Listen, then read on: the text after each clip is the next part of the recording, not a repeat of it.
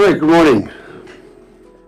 We'll call the meeting to order, and I welcome the Public Accounts Committee public hearing.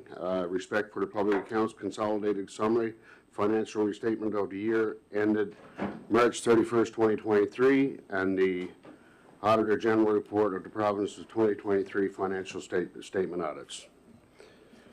The committee wishes to thank the various witnesses from the concerned entities who will appear before the committee throughout the day. We also acknowledge the Deputy Auditor General and the office of that office and the officials of that office who are attending today as well.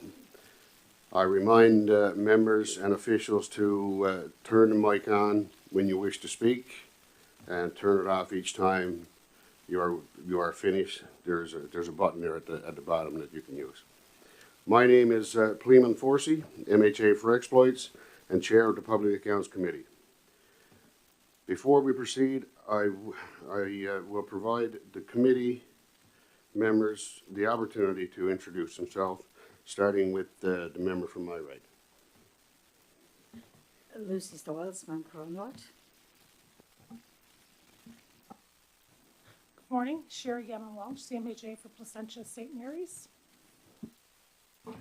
Jordan Brown, the MHA for Labrador West. And Perry Trimper, MHA for Lake Melville. Good morning, Jody Wall, MHA Cape St. Francis. Thank you. The Standing Committee on Public Accounts is dedicated to improving the public administration in partnership with the Auditor General. The committee examines the administration of government policy, not on the merits of it, and strives to achieve consensus in its decisions whenever possible. Members take a nonpartisan approach to their work on each of those committees. The committee will hear from several entities today in the following order. For the morning portion of the hearing are the witnesses from the Office of the Comptroller General, Treasury Board, Secretariat, and Department of Finance. Next, for the first portion of the afternoon, we will have witnesses from the Department of Health and Community Services and Newfoundland and Labrador Health Services. And finally, this afternoon, we will have the Department of Children, Seniors, and Social Development. Before we start with matters under consideration, first today, I wish to welcome from the Office of the Auditor General, Deputy Auditor General Sandra Russell, Assistant Auditor General Financial Brian O'Neill, Manager of Communications, Office of the Auditor General, Krista Collins. We will now turn our attention to the first entities we will be hearing from today, the Office of the Comptroller General, Treasury Board Secretariat, and Department of Finance. I would like to thank the witnesses for these appearances to welcoming the following officials. Bren Hanlon, Comptroller General, Lisa Warren, Director of Government Accounting, Elizabeth Lane, Secretary to Treasury Board, Michelle Jewer, Deputy Minister of Finance. I will start with a few reminders for the witnesses and an outline of how hearing will proceed before I call the clerk to swear and affirm the witnesses. Witnesses are reminded that this public meeting and your testimony here today will be part of the public record. Witnesses appearing before the Standing Committee of the House of Assembly are entitled to the same privileges granted to members respecting parliamentary privilege. Witnesses may speak freely, and what you say in this parliamentary proceeding may not be used against you in civil proceedings. Live audio will be streamed on the House of Assembly social media channels. An archived version will be available following the hearing. Answered will also be available once finalized. When called upon to speak, please activate your microphone. Identify yourself by saying your name first, and please remember to turn your mic off once you've finished speaking. First, I'll invite the Comptroller General, Secretary to Treasury Board, and Deputy Minister of Finance to make opening remarks. Then the committee members will pose questions in a turn of 10-minute periods. These rounds will continue until the committee have exhausted their questions on the matters. I now ask the clerk to administer the oaths and to affirm witnesses.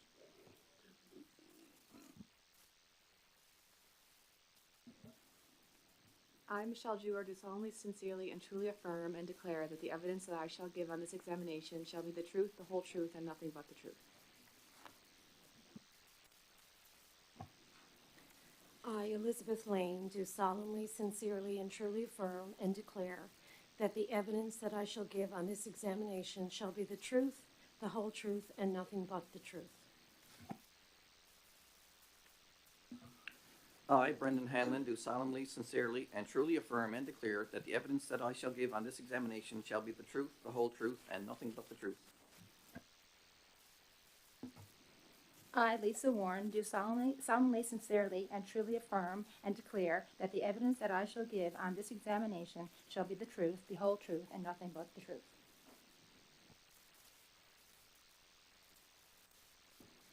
Thank you. I now call upon the Comptroller General to bring opening remarks. Thank you, MHA Forsey. So first of all, I'd like to thank the Public Accounts Committee for asking us here today. I'd like to introduce myself and the staff I have with me here today. So my name is Brendan Hanlon, Controller General of Finance with Treasury Board Secretariat. And I have with me Lisa Warren, Director of Government Accounting. So I'm just going to make a short opening statement to let everybody know what we do at the Office of the Controller General, and then the Deputy Ministers will introduce themselves. So the Office of the Controller General is a branch of Treasury Board Secretariat.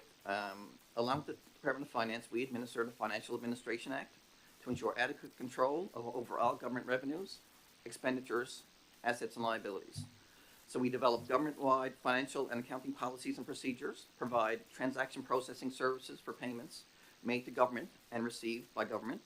We provide internal audit services to government departments, entities, and support the work of government's audit committee and oversee government's fraud management program. We're responsible for the administration, processing, and compliance of payroll, leave and time attendance transactions for over 30,000 government employees, teachers, and pensioners. And to facilitate these activities, we're also responsible for several of government's largest financial and payroll systems. The Office of the Controller General also supports government's audit committee in its work related to internal audit, public accounts, fraud management, advocacy, and ethics responsibility. We are a professional accounting organization. We're committed to ensuring we meet our accounting standards, and which allows for clean, unqualified audit opinion on the financial statements of the province. Finally, the Office of the Controller General is a supporter of the role and mandate of the Auditor General in their work on the public accounts, performance audits, and other work. And we look forward to continuing this relationship. Thank you. That's our opening remarks. Thank you. I now call upon the Secretary to Treasury Board to bring opening remarks. Elizabeth Lane, Secretary to Treasury Board. As the Controller General has stated, part of my responsibility is oversight of Treasury Board Secretariat. Treasury Board Secretariat has approximately 270 employees across 4 branches of government: Treasury Board Operations, Human Resources, Evaluation and Accountability, and Office of the Controller General. I'm very happy to be here and happy to take questions from the committee. Thank you. Thank you. I now call upon the Deputy Minister of Finance to bring opening remarks. Good morning, everyone. Thanks for having me here today as part of this group to answer questions on public accounts. Department of Finance, I'm Deputy Minister of Department of Finance. So we work very closely with both Treasury Board Secretariat and Office of Controller General throughout the year and during public accounts as well. But we do have a little bit of a different mandate than Treasury Board Secretariat. So the Department of Finance are responsible for fiscal, financial, statistical, and economic policy. We provide advice to Cabinet, obviously, and other government departments and agencies. We are responsible for the provincial budget and the administration of provincial tax statutes, management of provincial borrowing and debt, and project analysis, economic and fiscal forecasting, negotiation of federal transfers, and representing the province on national and fiscal and statistical matters. So thanks for having me here today, and looking forward to your questions. Okay, thank you. With that, I guess I'll now recognize the member for Mount Pearl North to proceed with the question. Thank you very much, and thank you all for coming, and of course, the Auditor General's office and her staff and their staff for coming today, and of course, my colleagues for being here today. In the Auditor General report, she noticed that the books remain open for 1 month after the yearly fiscal invoice process. And I'm just wondering, have you looked at any changes in that? Because apparently we're the only province in Canada that does that. We're just wondering what the practice is going to be moving forward. Brendan Hanlon, Controller General of Finance. So every province treats the chargeback period differently. So the chargeback period is 30 days after the end of March. So we're legislatively required to have that chargeback period of 30 days. So it allows for expenses that come in late related to the previous year to be charged to the correct fiscal year. Of course, that does result in additional time required to complete the public accounts audit because we need 30 days for the books to close. Right now, we're not looking at any changes to that requirement, but as I said, different provinces do it differently all across the island. And, you know, it may be something we'll look at in the future, but right now, we're not looking at that particular process. Okay, so how frequent does the Office of the Controller General review allowances to identify any accounts for which there was no reasonable, recovery? Brendan Hanlon, Controller General of Finance. So annually, departments are required to submit accounts receivable and allowance for doubtful accounts updates. So we're continually reviewing those accounts. Of course, you know, the larger accounts receivable are like income support and outstanding fines. We're continually working with departments to sort of identify whether accounts should be written off or submitted for write-off, and we will provide advice and guidance on the write-off process. We want to have correct accounting for all our assets and liabilities, which would include accounts receivable and any allowances that are set up. So we're continually working with departments to ensure those balances are correct and up to date. So since the Auditor General's report was released, and of course your department has received a copy, what changes has the department made for compliance? With respect to accounts receivable? Okay, so as part of the 2024 public accounts, we communicated clearly with all departmental executive and controllers to raise awareness of the issue of having up-to-date accounts receivable and allowance for doubtful accounts. We have reiterated the requirement for departments to review accounts receivable, in particular the non-trade receivables and allowances such as income support and fines receivable. And we have asked them to consider write-offs in all instances where it's appropriate, which is usually statute-barred accounts, bankruptcies, or deceased. So income support are making a special effort to update their balances and write-offs as appropriate. So, And just a note, CS, the representative from the income support will be here later this afternoon discussing income support accounts further. yes, thank you. So I'm assuming that after 7 years and they're on the books and they're not receiving anything, are they automatically taken off of the books then, or how is that process working? Is that still the same as it has been in the past? Brendan Hanlon. So statute-barred accounts are generally 6 years with no activity on the account. You know, there are exceptions to those circumstances, but once the 6 years are up, generally speaking, the department would be required to submit a write-off to Treasury Board. Anything under $1,000, the deputy minister can write it off, and then our internal audit would follow up on those write-offs. Anything over $1,000 would have to come to Treasury Board. So that's a process that's been in place for quite a while now. So in collecting, the accounts that you're collecting on a regular basis, you're only allowed, if somebody is still remaining on income support, you're only allowed to take a percentage of their income support. Can you explain that process to us? Brendan Hanlon. Yes, so if you're an active income support client, generally it's 5% of your income support payment is taken towards your overpayment. So overpayments can be for a variety of reasons. If someone gets a damage deposit for an apartment, for instance, that could be set up as an overpayment. So, you know, overpayments are set up for a number of different reasons. So 5% is taken off their income support check. Once they are inactive from income support, then that collection activity goes over to DGSNL, who has a collection section that then takes over collection of that account. Okay, so after the 6 years is up and, you know, you can do an automatic within $1,000, is there any way it's automatically dead then after the 6 years is what you're saying? If somebody was to win the lottery and they still owed $20,000 for income support, is there any way of recovering that? My understanding of statute barred is that once the 6 years are up, there is no sort of legal ability to collect that funding, to collect that money once the 6 years is up and it's statute barred, which is why it would then normally get routed directly for a write-off at that point. Yes, so but if they're paying the 5% and they're still in the books and they're paying, they're still, if they took 10 years or 15 years, are you allowed, even after the 6 years is up, do you continue taking that 5%, or is the account considered dead? Again, Brendan Hamlin, my understanding is that if you're an active income support client and the 5% is coming up, that counts as acknowledgement of the debt. So therefore, statute barred wouldn't be in effect on that debt. It would be continual to be paid, and oftentimes it would take, you know, depending on the size of the debt, at 5%, it may take a while to collect, but it would not become statute barred during an active collection, we'll say. That's my understanding. So if somebody is not on income support and they've gone to work, you can deduct their wages and take the amounts of their wages, and that's not the 5%, right? Brendan Hamlin, correct. So there are a number of tools that DGS&L would use. Federal set-off is one. So they could put someone in federal set-off. If they get an income tax return, that would be applied against their income support overpayment.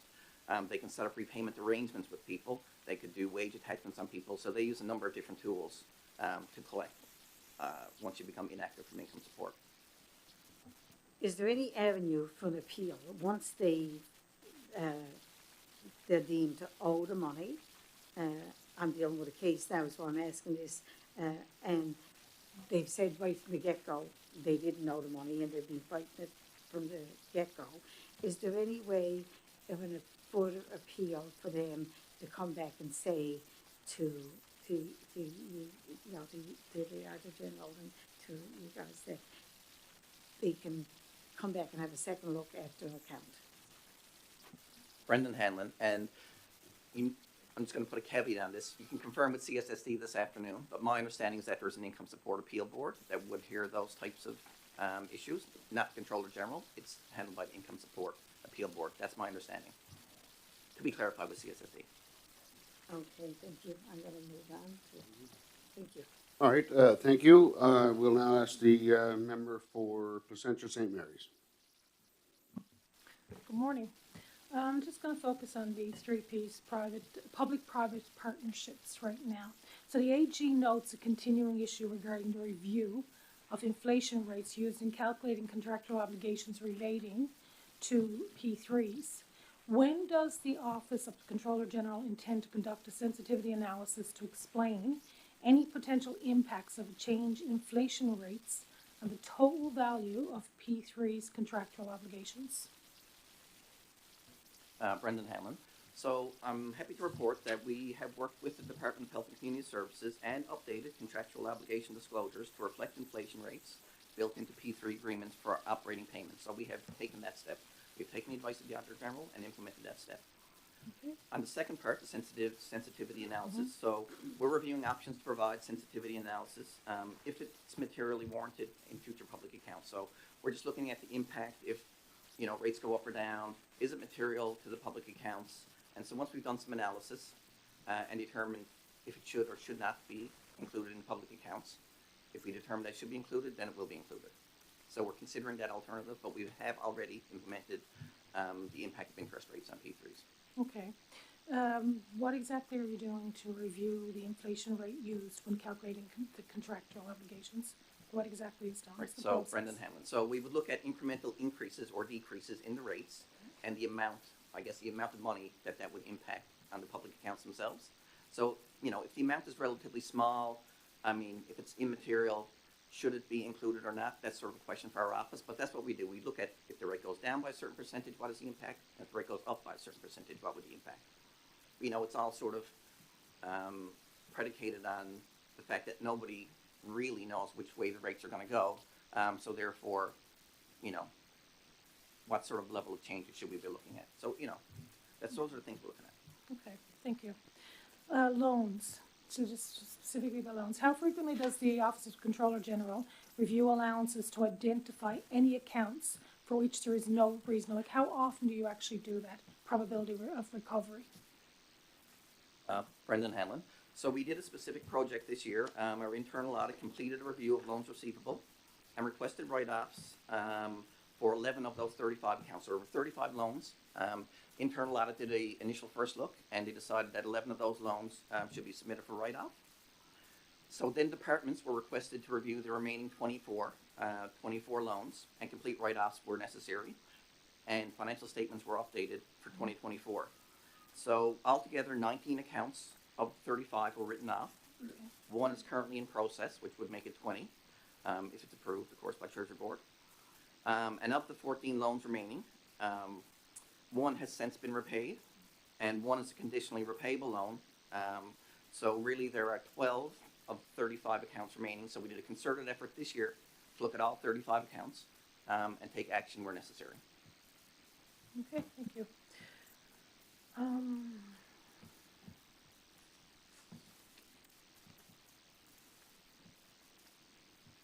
So my colleague was referring to accounts receivable, like doubtful accounts.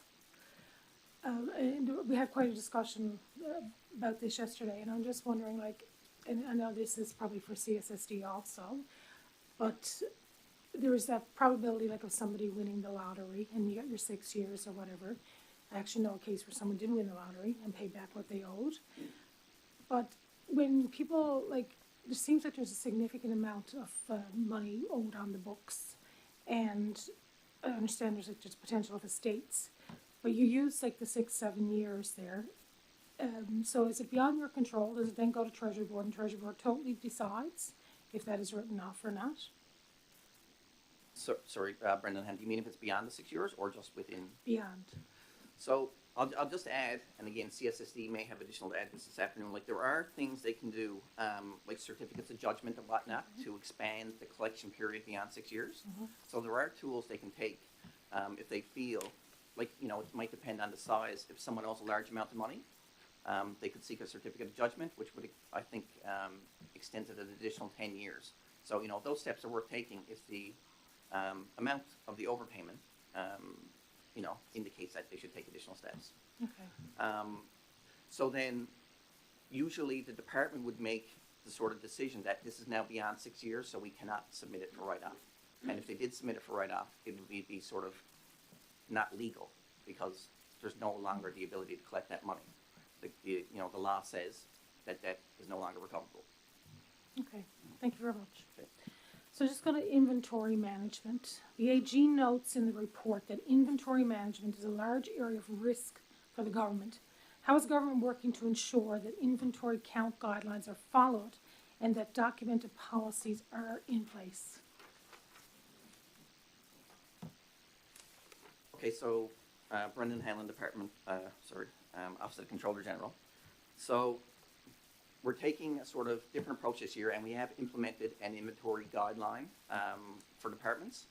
So we have formalized an inventory guideline, like to tell them steps they should be taking every year. We have sat down with departmental controllers. We have quarterly meetings with departmental controllers to outline the steps they should be taking for inventory control. This year, we will be implementing spot checks. Our internal audit division will be doing spot checks on inventory. So that's sort of a new thing we're going to be doing, just to sort of add additional validity to the reports that are coming in for departmental inventory. And we have communicated to a departmental executive the sort of need to get inventories updates in on time and ensure they're accurate and timely. So those are the steps we've taken. So new guidelines, and we're going to be doing spot checks on inventory and communication to controllers and executive. Okay, all right, thank you very much. 3 minutes.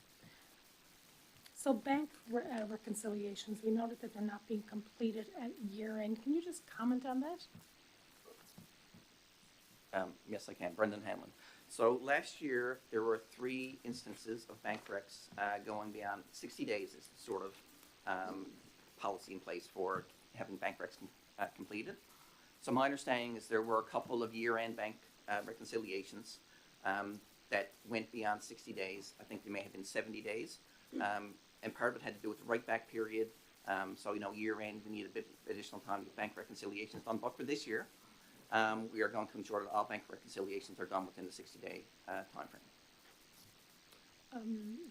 Just an additional question to that. Have you found that you may have 4 or 5 months that's not completed? Are we looking back at October, November, December, and you're into March? Is that happening? Right now, that is not happening.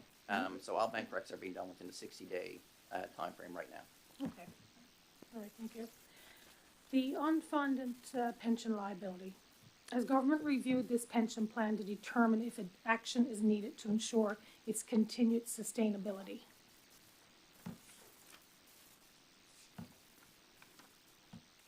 Elizabeth Lane. So government is responsible for a number of different pension plans. In terms of direct responsibility, there's the pooled pension plans. Yeah.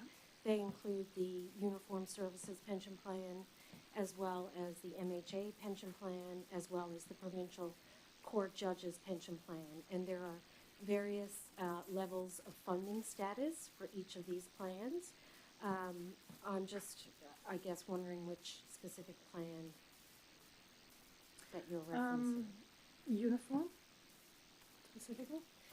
Yeah, currently the Uniform Services Pension Plan has a funded status of between 25 and 26%.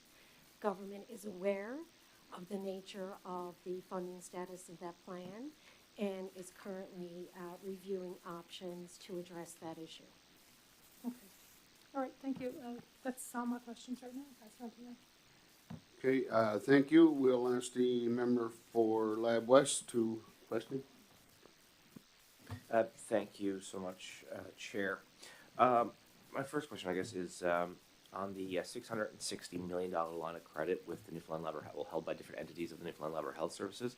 The Auditor General made a note of its sustainability. That I just want to know what is from the perspective of the group before me is this a sustainable debt that is possibly within there, or is there any issues within the department on the $660 million line of credit with the Newfoundland Labrador Health Services? I'm Michelle Jewer. So certainly a large line of credit for NL Health Services. We are continuing to work with the department and NLH services on how to manage that line of credit. In budget 2024, there was additional funds allocated to NLHS to help address that issue, and we're continuing to work with them on bringing that down. Thank you. So just the follow-up on that is the sustainability. Your answer is that it is possible it is sustainable, or is there some concern for sustainability going into the future with that? So Michelle Jewer, I'm not sure I can answer that particular question around sustainability. We're continuing to work with them to find options to address the line of credit. So currently, their line of credit, the interest they pay on line of credit, for example, is higher than our cost of borrowing for government. So we're looking at options on how to, what's the best way to fund that shortfall.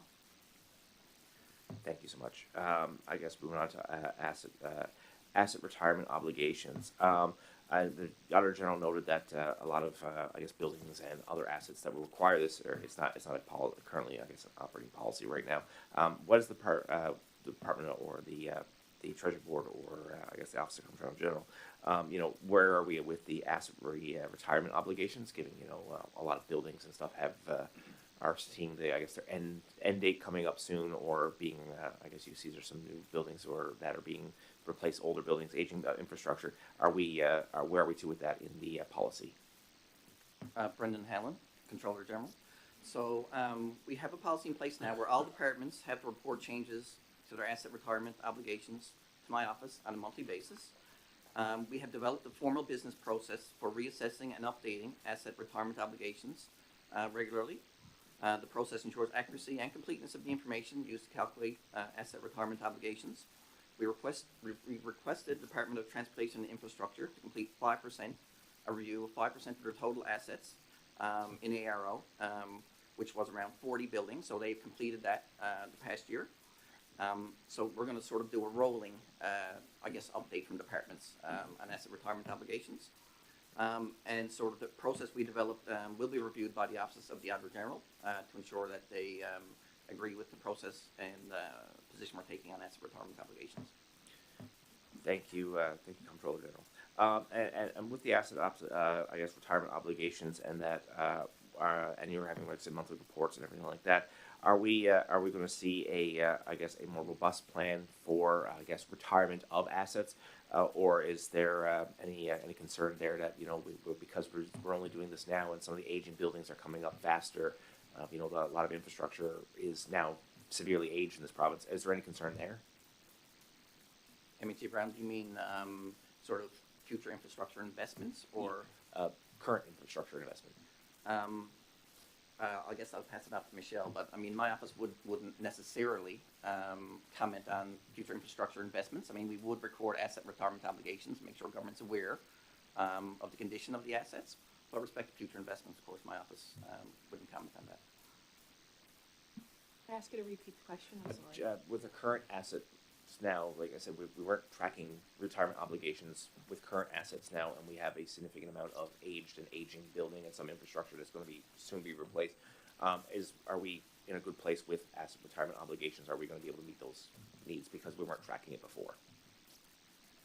So Michelle Jewer, so certainly that's something that we look at when we're looking at current infrastructure as well as new, like for example, the sustaining capital piece of keeping that infrastructure in good condition. So that is something that we look at when we're looking at a budget for a particular project. Does that answer your question?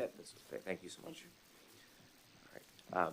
Moving on to inventory management. I know my previous colleague talked about it, but in the report, I guess they single out TI with some of the, I guess, issues with the inventory management, and I guess going back, given that, my question, I guess, would be is, given that some of this has not been followed up on and there's been issues with inventory management, going back, what is, I guess, the plan for to reconcile or to get there? Because if there's a significant issue now, and once you, I guess the Comptroller mentioned about some new procedure and that, what is the plan for reconciling some of the, I guess, issues that are going to probably arise from where missing inventory or inventory that was not properly logged?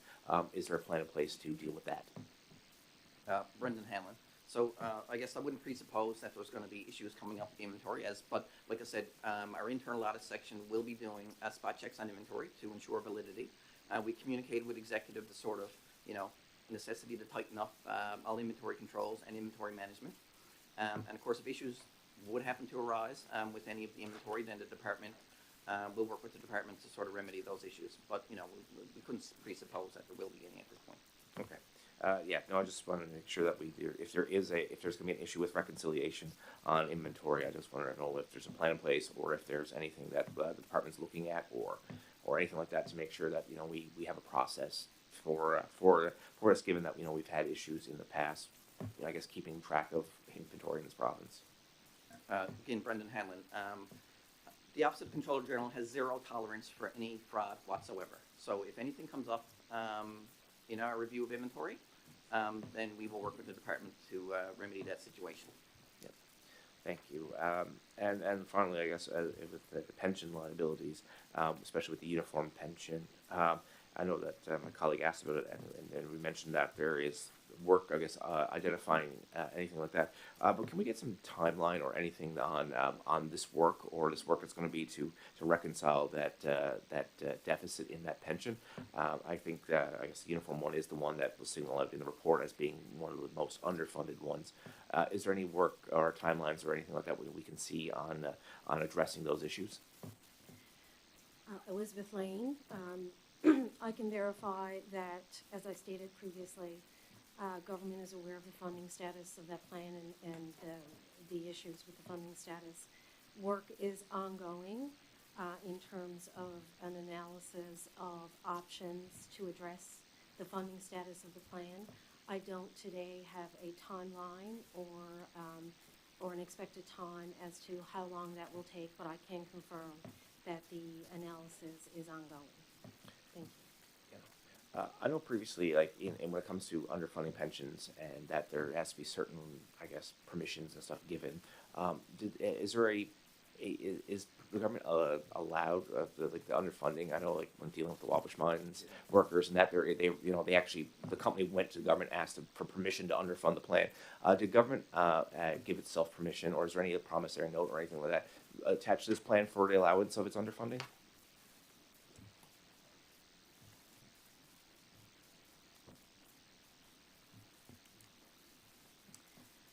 Elizabeth Lane, with respect to the Uniform Services Pension Plan and a couple of other pension plans as well.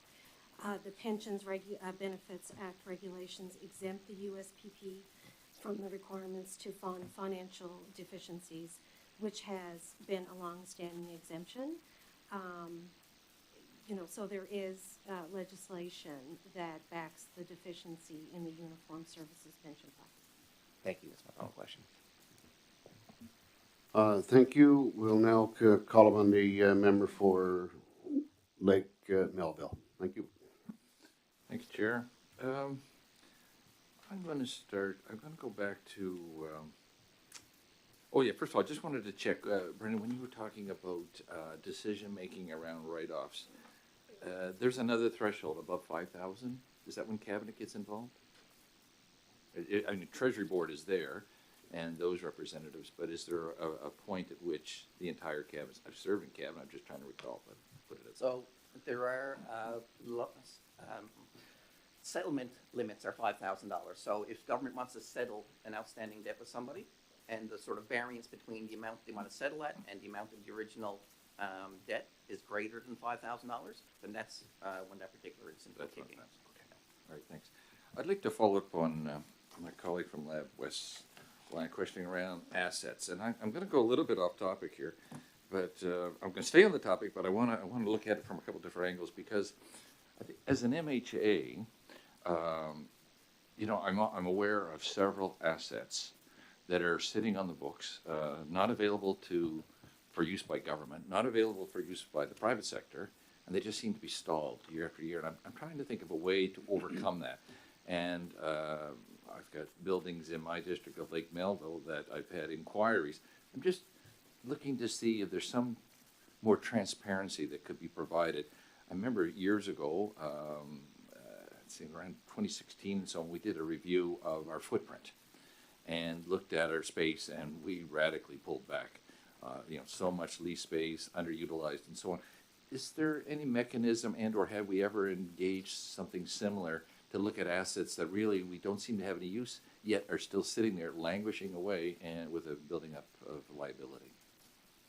Brendan Hamlin. So MHA Trimper, good question. The Department of Transportation and Infrastructure are responsible for basically all space within the government envelope. So I would suggest that if you want to reach out to Transportation and Infrastructure, they should be able to provide that information for you. Of course, the Office of Controller General would not have that information, but Transportation and Infrastructure are responsible for all space requirements, is my understanding within government.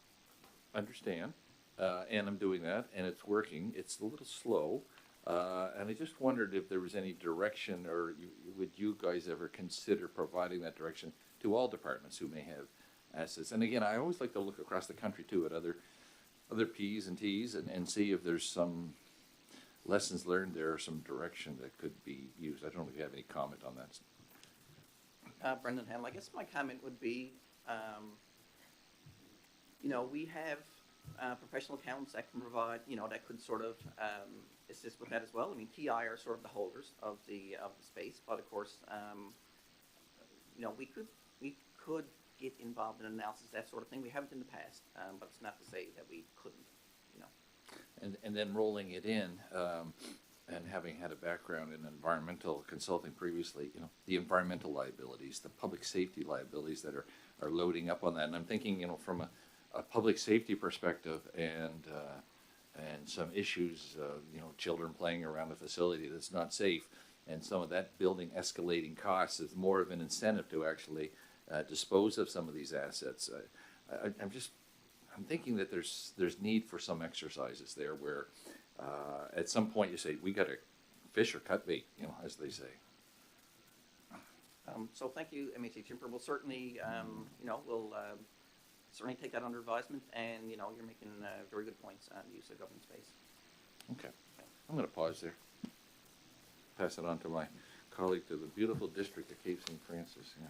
All right, thank you. We'll now call upon the member for Cape St. Francis. Thank you, Chair, and I wasn't expecting that from my colleague from Nick Melville. You don't normally pause. But I recognize your... You certainly did, and I appreciate that. Thank you all for coming here today.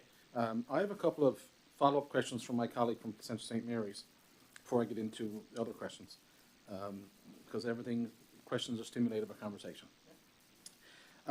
First of all, on the loans, it was noted 11 of 35 accounts were submitted for write-off. If I have the numbers correct from my taking notes. And so I looked at the other 24. You have 19 of 35 written off, 1 in process. We're down to 12, I believe you said that, right? So those 12 accounts, what about those? Will those be recoverable, or are you looking to for those to be written off as well? So MHA, well, good question. So our review, we looked at all the loans and chances of collectability on those loans. So I guess to summarize, the 12 loans that are remaining, in our opinion, they are collectible. So that's why they're remaining on the books. So the ones that could have been written off or should have been written off have been or are in the process of being written off. Okay, thank you for that. With respect to inventory management, I do know that the AG has made some recommendations, and you did say about the spot checks that you wanted to implement for the departmental inventory. So I'm just wondering how those spot checks are going to be implemented, and do you have dedicated staff or officials to that to ensure that's done in a timely manner throughout the year? Brendan Hanlon. So we have dedicated internal audit staff that are directed by an internal audit plan. So we will work the spot checks into our internal audit plan, and we do have dedicated professional, knowledgeable staff that can carry out inventory spot checks. We'll do it across the province in different locations and different types of inventory to make sure we have, a good scope and scale of all the inventory, and make sure there's samples from, all different areas. So that's our plan. Okay, thank you for that. And with respect to the AG's, she noted the inadequacies of the inventory management. On top of spot checks, any other new guidelines or anything else being implemented other than spot checks to deal with or to address her recommendation? Yeah, so, ultimately departments are responsible and required to have documented inventory management policies and practices in place. Of course, our job is to ensure they have those practices and policies in place. As well, at our controller meetings, so I have quarterly meetings with all departmental controllers, we have stressed the importance of inventory and asset management over and over again. So those are the sort of steps we have taken in conjunction with the spot checks. We think it'll make, it provides for a very robust inventory management protocol for the coming year. Thank you for that. I'm happy to hear the quarterly meetings, and to keep on top of that on a regular basis makes it much more easier going forward, no doubt. With respect to the unfunded pension, and specifically with the uniform, I've had several people reach out to me over the last number of years who are in that pension plan, without breaching any confidentiality. One, a retired RNC sergeant whose pension is $9,800 a year. That's his pension from RNC after 26 years of service. So, again, from my notes, 25 to 26% is unfunded status. Is that correct? 25 to 26%. So, and you said that you couldn't provide a timeline, but you do have analysis ongoing with respect to that. So, what options are being considered to look at that or to correct that unfunded liability? It's the funded status, just to, Elizabeth Lane, sorry, that's the funded status of the plan. Sorry, yes, thank you. Yes. Thank you. So we have for this plan as well, this is part of our pooled pension plan. There's 3 pension plans in that. Yep. We have a pension investment committee, and the role of the committee is to advise the trustee on the operation and the investment of the pooled pension fund. So there is certainly oversight with respect to the funding statuses of all the plans involved in the pooled pension plans. So it would be part of their role to look at and assess any options moving forward with respect to the funding nature of the plan or any changes. Obviously, as well, when we look historically, there are two other plans back in 2015, the Public Service Pension Plan as well as the Teachers Pension Plan, that underwent significant reform, landing on a joint trusteeship arrangement with our unions. So, you know, there is, in terms of the analysis that's being done, it would be certainly premature of me to talk about where that may or may not land, as it is a government decision. However, you know, there is some history in terms of different options that we can look to, including whether or not it would be, for example, what's been done with the previous plans in the past. So that would be included in the options. Thank you, Ms. Lane. I do appreciate that. I have had several conversations with the Minister of Finance regarding this, and I'm happy to hear that there was ongoing work on that, so thank you for that. I do have another question with respect to the offshore royalties and the carryback of decommissioning costs. So the government has yet to determine the impact that carryback of decommissioning costs will have on offshore royalties. And of course, these liabilities could be material, and appropriate accounting for them would be within the Canadian public sector accounting standards. So my question would be, what progress has government made on the work with the Department of IET to determine whether an estimate for decommissioning costs can actually be reached? Brendan Hammond, so I'll just give an overview of what's happened in the last couple of years with respect to decommissioning costs. So the Office of Controller General discloses offshore royalty decommissioning carryback. Right now it's contingent liability. That's how we report it. So in 2022, an accounting assessment provided to the Office of the Auditor General supported this treatment due to the uncertainty regarding the decommissioning carryback impact on the royalty calculation liability status. So due to this sort of uncertainty around the amounts and if it would, what the impact would be in the future, that's our assessment was that we would disclose it as a contingent liability. So we completed a review with the Department of IET in 2022 to confirm that existing accounting treatment. So we're continuing to work with IET now to review royalty regulations for its projects to see if any new royalty regulations may impact disclosure requirements. That will help us determine if an estimate can be or should be established. We're going to ascertain how these costs will factor into the royalty calculations and identify any carryback amounts. And, we're going to continually ensure that the appropriate accounting treatment is applied according to Canadian public sector accounting standards. So, that's the sort of approach we've taken, and that's the plan for right now with respect to that. Thank you, Mr. Hamlin. I appreciate that. Thank you, Chair. That's all for now.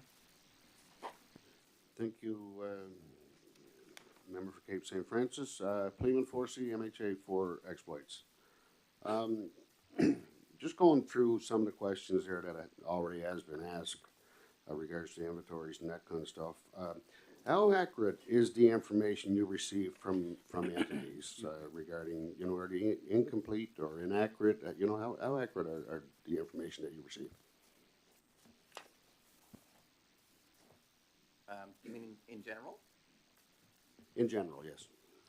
Okay, so I'll just sort of explain how it all works, and then we can just sort of go from there. So, the year ends March 31st. There's a 1 month break back. So then we get submissions in from all departments and all government entities, say in May period. So what we do is we do sort of a very robust analysis. So we have sort of Lisa and her very smart people that work in government accounting take all those submissions.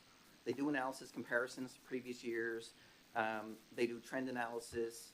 They sort of go back with, literally hundreds of questions to departments and entities to sort of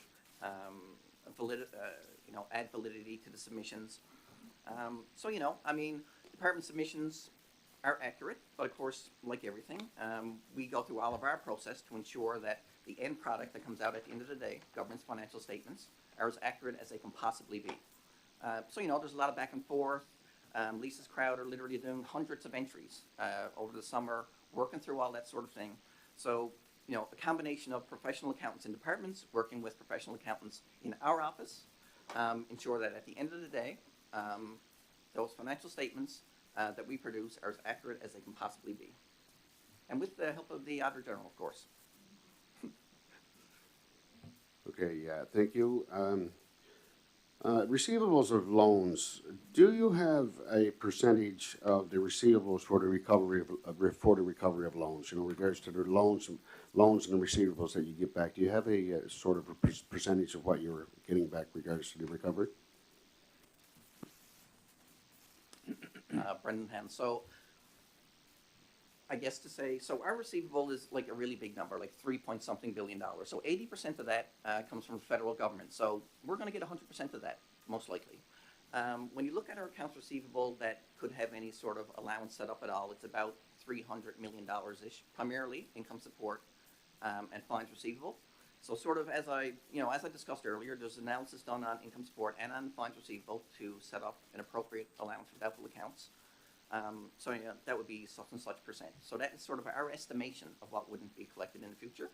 But of our overall receivable, you know, a large chunk of that is like not quite 100% guaranteed, but as close as you're going to get to 100% guaranteed, and allowance is set up for the part that, you know, may not be collected in the future.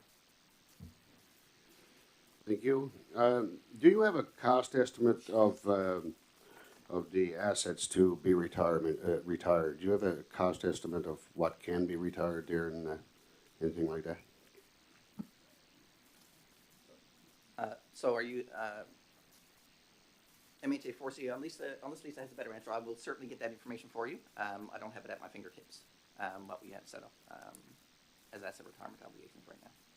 But we have it. We can get it. Okay, thank you. Just following up with a couple more questions. What initiatives are being taken to ensure internal controls and accounting practices? Brendan Hamlin. So I'll just go back to some of the sort of things we do during the year. So we meet with departmental controllers on a quarterly basis to stress the importance of following all internal controls and appropriate accounting practices. We especially meet with them around public account submission time to ensure all their submissions are accurate and up to date. We send detailed guidelines out to all entities and all departments on public account submission. If there are any issues that come up at all, we deal with departmental executive to ensure that those issues are remedied effectively and quickly. And we're continually working with departments on any issues that come up during the year. But you know, Lisa's staff provide very clear documentation and instructions to all entities and departments with respect to all their submissions. You know, in conjunction with all the analysis they do, of course.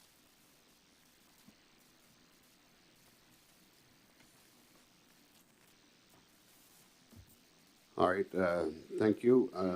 The asset retirement obligation of 2023, $518 million. Okay.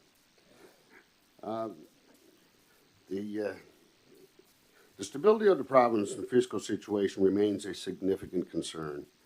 What actions are being put in place to control the stability?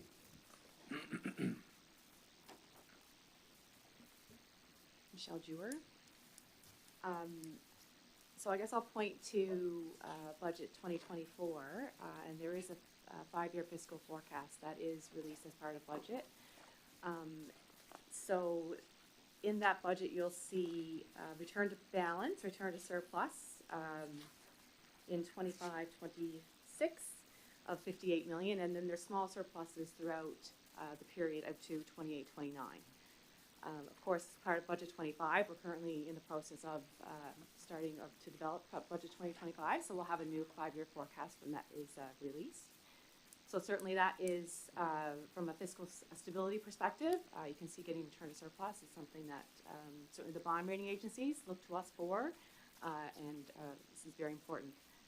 Also, I'll mention on the debt side, on the debt management side, there's a number of things that we've done to deal with the substantial amount of debt that the province has on the books.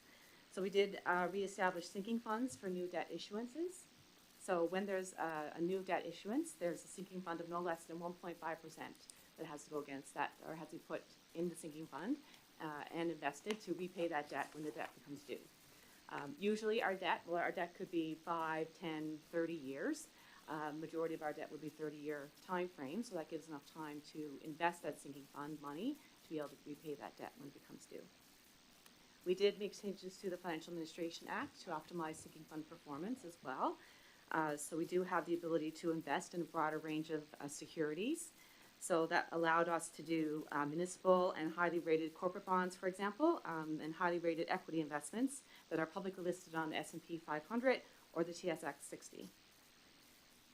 We also established a future fund. So the future fund was established in 22-23, where a portion of the province's non-renewable resource revenues and net proceeds from any sale of capital assets is invested in the future fund. We do have currently to date about $319 million in that future fund. So that's another step that government has taken to help stabilize the financial position. From an investor perspective, we have launched a European borrowing program. So our provincial bonds can now be traded in European markets, and that's the intention, to attract additional investors to purchase our bonds, and then by generating that demand would hopefully reduce the cost of our debt. So that's just another step that's been taken. Okay, thank you. As of March the 31st, 2023, the province's accounts receivable line item amounts to $3.3 billion, with an allowance of doubtful accounts totally of $122.2 million.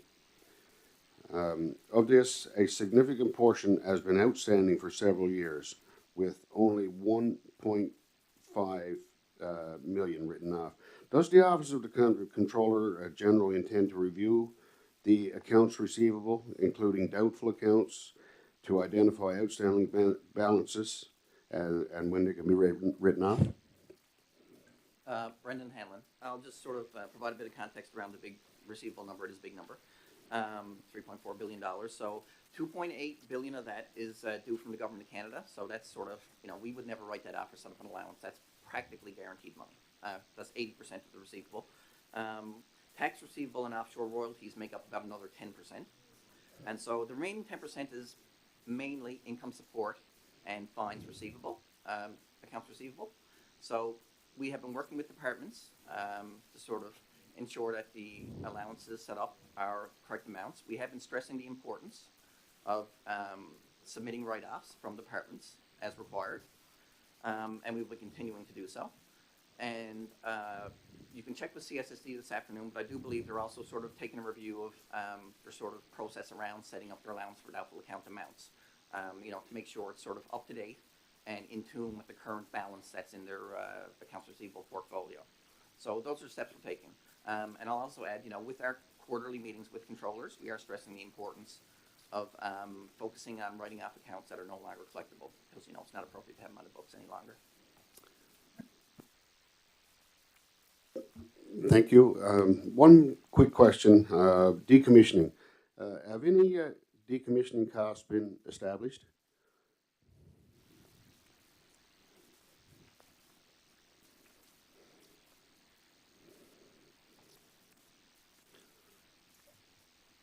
So Lisa can kick me if I'm wrong.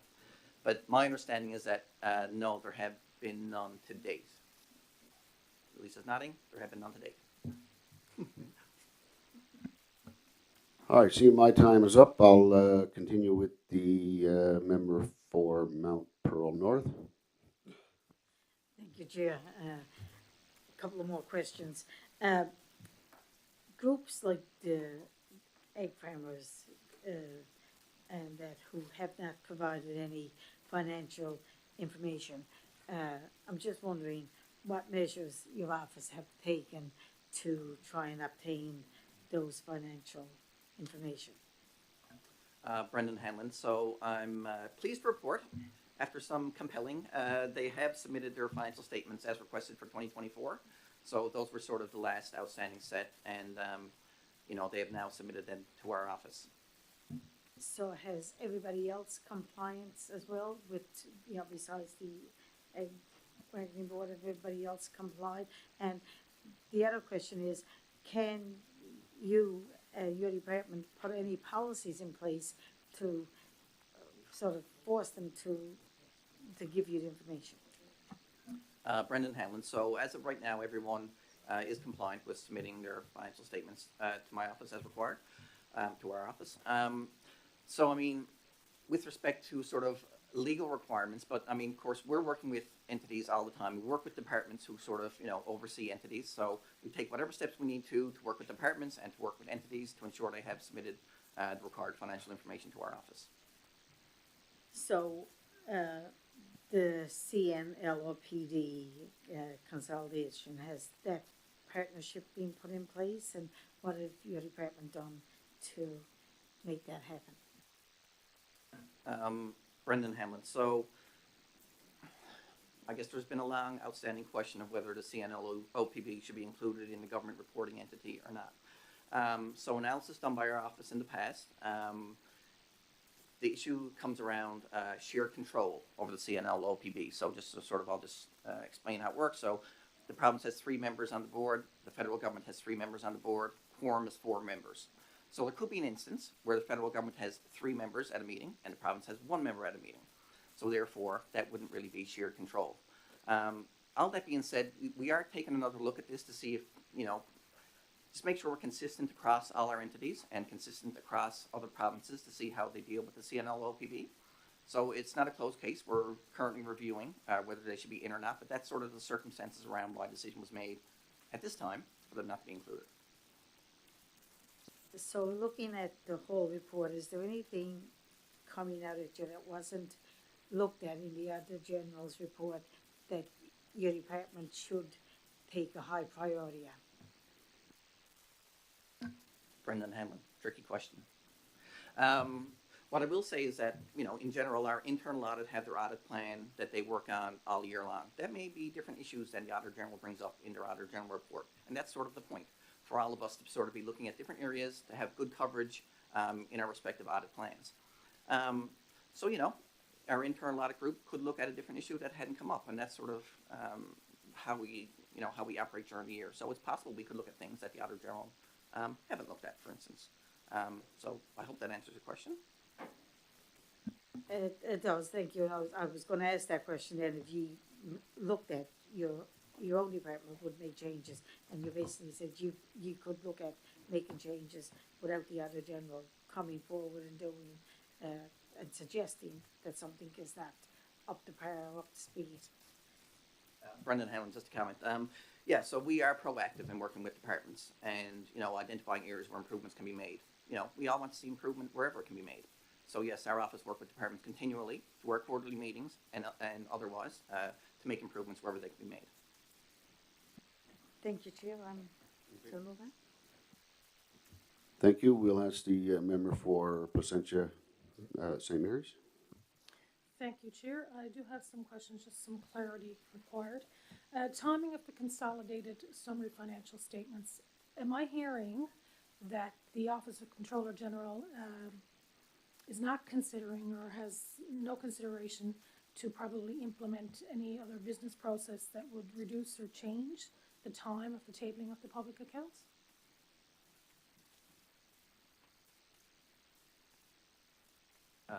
Brendan Hanlon. So we have made, I guess, a number of steps to improve on the timeliness of the public accounts. I'm just having a quick look here now. So, so right now there are no legislative changes planned, but of course our office are always looking for operational improvements to shorten the public accounts timeline. So additional resources were added the past year, an additional public accounts analyst, accounting research specialist, and accountant in the public accounts group. We provide detailed training to staff to improve efficiency in business processes. Reviewed and documentation has been updated. We added more milestones to our internal schedule to assess, monitor, and make progress towards goals and take corrective action as required.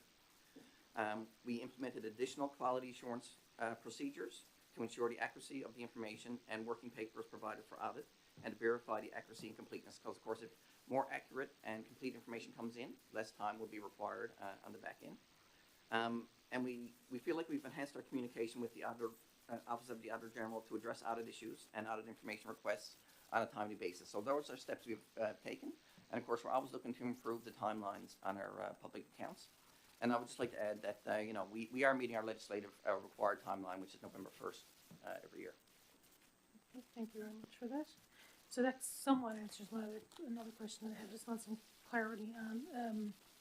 I was going to ask, like, how does the Office of Controller General plan to work with the departments to improve the quality of the public account submissions? Because after reading the report, it highlights or lends to or suggests, probably not sure what word to use here, that there appears to be probably not enough capacity in the departments, that information may be entered wrong, it's incomplete when it's received. I mean, you did allude to the fact that you analyze it and go back with additional questions, but when reading the report, these things do come out without any information. Can you comment on that? Yeah, sure, Brendan Hamlin. So, you know, we're dealing with a large number of departments. Submission quality is going to range across departments for sure. So that's why we're providing additional training. The templates we try to provide as accurate and as really good instructions as we can, clear instructions to departments so that templates are filled out correctly. Again, we re-emphasize through our quarterly departmental controller meetings the importance of having accurate information. And, you know, we have professional accountants that can work with departments' finance divisions, you know, to assist them in compiling their information if required as well. Okay, thank you very much. And one last question, I'm just wondering, how is government continuing to promote, and just first I want to say that I have noticed that the zero tolerance culture for fraud is greatly improved over the last 4 or 5 years. It's really good. So I'm just wondering, how are you going to continue to promote this zero tolerance culture for fraud? Elizabeth Lane. So you're right, government has a zero tolerance policy for fraud. It's a fairly robust fraud management program actually that government has, which includes the policy, prevention and detection measures, awareness and education, and reporting, robust reporting measures, outlined for investigations as well as a fraud risk assessment. And government has, in terms of in addition to the policy, government has a mandatory fraud prevention and detection training as well. So that is mandatory throughout core government. Fraud risk surveys are a tool as well that is completed annually through the Office of the Controller General with all departments to identify areas for the OCG to focus on to mitigate the risk of fraud. There are also, as well, and my colleagues can comment more specifically on this, but there are also dedicated professional development days on financial issues, including fraud, so that occurs. And also the Office of the Controller General, as well as the Office of the Auditor General, are notified of reported cases, all reported cases of fraud as well. And I'll leave it there for now unless you have further questions. No, that's it. Thank you very much, and that is it from you, Chair. Okay, thank you. We'll move to the member for Lab West. Thank you, Chair. I just have a question here on when it comes to like I guess recovery of funds from delinquent accounts or anything like that. How much was spent, or are you keeping track of how much is spent on trying to recover this money? And does it exceed the amount that you're trying to recover? Brendan Hanlon and CSSD can provide further clarification. No, sorry, DGSNL. So the collection unit in government resides with DGSNL. So, you know, they could tell you the exact amount of money they spend on basically their collection officers. You know, the cost to collect is basically the cost of collection officers. But, you know, if they put somebody, say, for instance, in federal set-off, there is no cost. I mean, anything that's recovered from the income tax payment is 100% returned to government. There's no fee, there's no anything like that. So really the cost of government to collections are the collection officers. And I was departmental controller with HRLE years ago, and I can assure you the benefit from collection officers greatly outweighs the cost of a collection officer, like many, many times, I would suggest. Thank you so much for that. I guess background on that.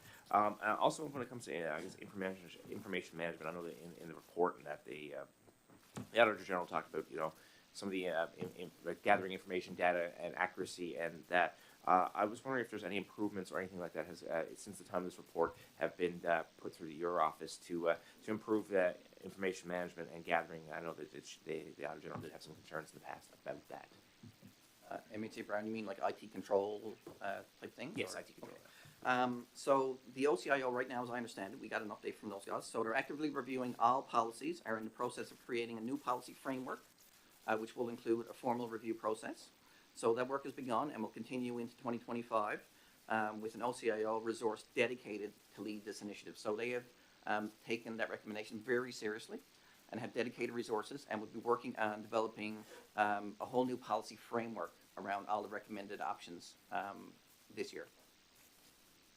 I guess one final question on there.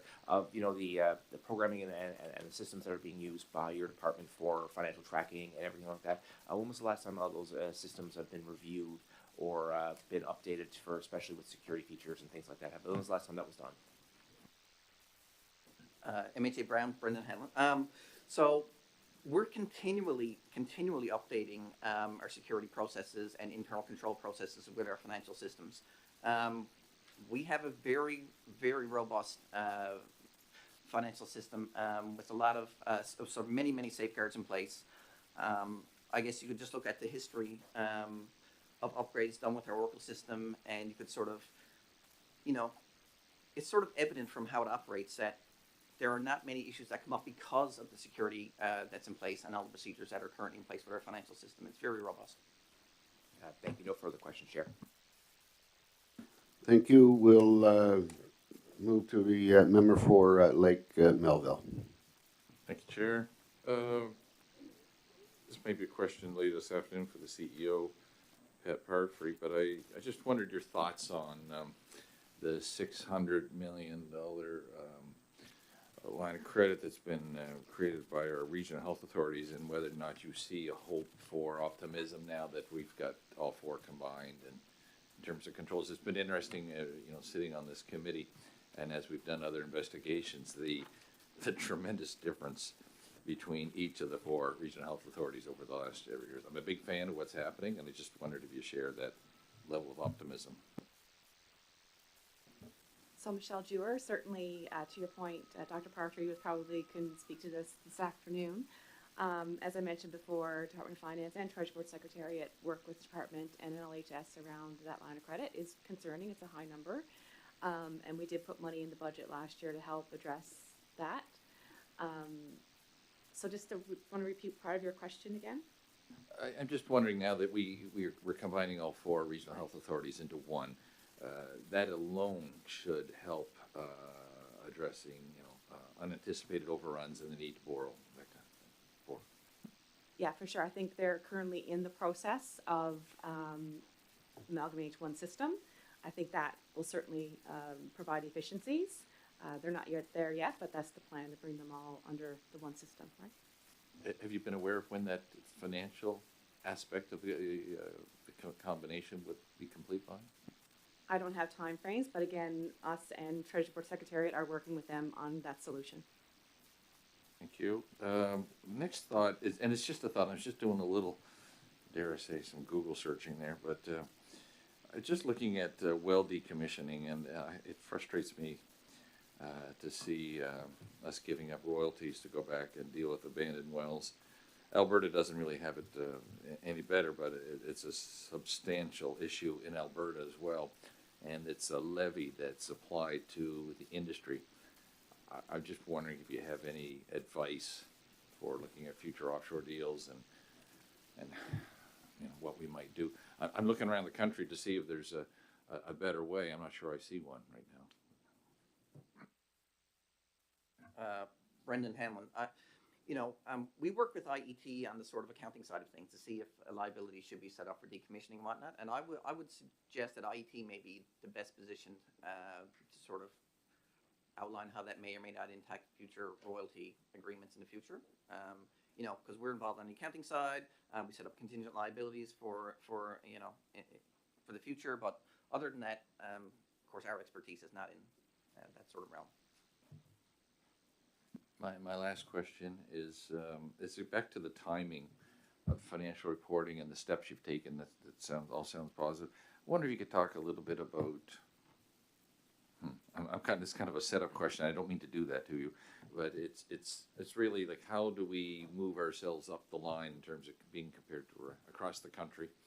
Are there big structural changes, and/or my thought is, and back to one of my colleagues' questions on the quality of the information that's coming in, maybe some of these other provinces and territories are getting their information in sooner, but perhaps it's not to the same quality. I don't know, but it was just something that the AG noted to us. Brendan Hanlon. So, the structural change that would have to happen, that's other provinces do, that's different to Newfoundland and Labrador, is that our accounting systems and our budgets are done on a modified cash basis, as opposed to an accrual basis. So as a result, when the year ends, we need to do literally, Lisa and her staff, hundreds of accrual entries to bring the books from a cash basis to an accrual basis. So, that sort of process takes, a long while. We have to get all the information from departments and entities. What other jurisdictions do is, they may have financial accrual system set up and accrual budget set up, which would cut down the amount of time required. But right now, as the Financial Administration Act is structured, it sort of leads us to the modified cash basis. So the thing that would have to happen, and may or may not happen in the future, would be amendments basically to the Financial Administration Act and large changes to our financial systems, which of course would be costly and time consuming, but it's a project that could be considered in the future. But that is the main reason why, we're pushing up into September, October, and others may get it done a bit sooner. How do we compare? I mean, are other jurisdictions following the same modified cash basis, and are we there? Are we unique in the Federation? Lisa could say if we're unique or not, but a large number do accrual accounting and have an accounting system set up. We're on the tail end of when public accounts get submitted, but they're always within the legislative timeline, which is sort of the most important thing for us to make sure we meet legislative timelines. But of course, this year we're going to implement the things I've talked about to reduce our timeline as much as possible. Thank you very much. Thank you, Chair. Thank you. We'll move to the member for Cape St. Francis. Thank you, Chair. Thanks to my colleague from Lab West, I'm down to one question. Good questions and good answers, thank you. With respect, and I don't think this one has been asked, I went back to my notes, I didn't think it was, forgive me if it has been. The AG noted deficiencies in the reporting of asset retirement obligations, investments, loans receivable, and the disclosures related to account receivables, long-term debt, and contractual obligations need to be further assessed from the AG's office. So my last question is, how is the Office of the Controller General reviewing its disclosure requirements?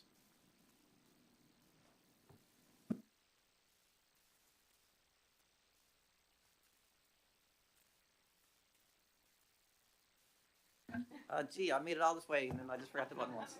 Well, I got too comfortable. Brendan Hanlon. So the Office of the Controller General has completed a detailed review of each of the disclosure areas noted. Assessments were completed to determine if additional disclosure in the public accounts is required by the Canadian Public Sector Accounting Standards. So disclosure in the 2024 public accounts were updated accordingly as required. So these disclosures included asset retirement obligations, investments, loans receivable, and accounts receivable. So those have been updated in the 2024 public accounts.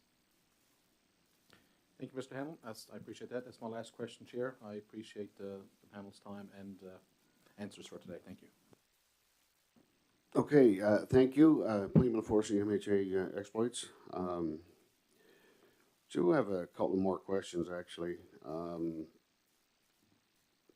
When we spoke about decommissioning, when we asked if there have any decommissioning costs been established, you just said no. Why, or why not? Hasn't any decommissioning costs been done?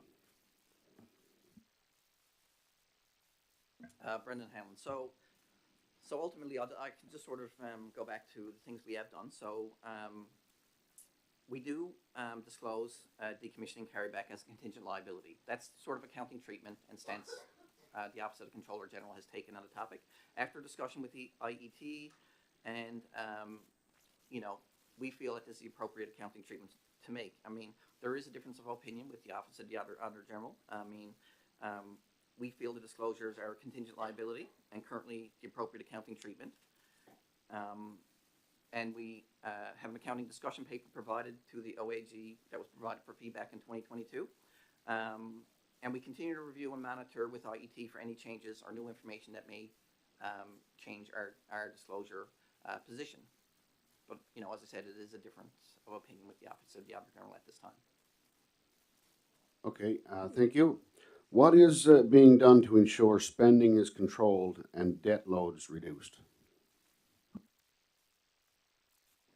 Michelle Jewert. So I'll refer again to Budget 2024 and the fiscal forecast. So you'll note again, return to surplus in 25-26 as part of Budget 2024. So from a spend perspective, you can see that coming out of the deficit would be inherent in controlling some of that spend. Some of that, of course, is additional revenue as well, coming into the forecast. So with respect to, you had asked about managing the debt, correct? Yeah. So again, I mentioned again the things that we've done around managing debt, putting sinking funds against any new issuance of debt. So there is a period of time where there were no sinking funds attached to new debt. So I think it's probably in the range of 16 billion or so that has no sinking funds attached to it. So there's, we did reestablish that. So now that we do issue a debt, then there is 1.5% of that gets put into a sinking fund, and that gets invested. And then by the time the debt becomes due, there should be sinking funds there to pay off that debt. So from a fiscal sustainability perspective, that is an important measure that was put in place. Also with the sinking funds, traditionally it was pretty, the Financial Administration Act was pretty strict on what could be invested. So we did make some changes, as I mentioned, to be able to invest in broader things to allow for a greater return. So for sinking funds, for example, for 23-24, the approximate return was 5.6% on those funds. Our cost of borrowing is approximately, current year, about 4.5%. So you can see they were investing more than what the cost of the debt would be. And then the establishment of the sinking of the future fund I mentioned as well. So a certain portion of non-renewable resources goes into the future fund and then gets invested. And for 23-24, the return on the future fund was about 6.7%, just to give you some indications there. Okay, thank you. So what is being done to address the rising debt servicing costs? We're looking at over 1 billion per year. Michelle Jewert. So again, I mentioned the expansion into the European borrowing programs in order to increase demand for our bonds, would hopefully then lower that cost of debt. Certainly from the bond rating agencies, as I mentioned, they're looking for return to surplus as an important aspect to how they rate our bonds. So that is a positive, a credit positive we'll call it, when they look at how they rate the province with respect to bond rating. So those two things for sure. Return to surplus, keep managing the costs, increasing revenue, obviously reducing that reliance on having to borrow is important. That would obviously reduce the cost of the debt as well. Okay, thank you. What is the sustainability of reliance on oil revenues and federal transfers? So Michelle Jewert. So for budget 2024, I believe the percentage of oil royalties to revenue was 15%. Back in 2011-12, it was 32%. So then that's the natural decline of the reliance on oil in the forecast. For federal transfers perspective, I'm just going to get the number here. For 23-24, 20.3% of our revenue was federal revenue. So the majority of the revenue is what we call own source revenue. So coming from, as I said, like income taxes, corporate taxes, sales tax, oil royalties, those sorts of things.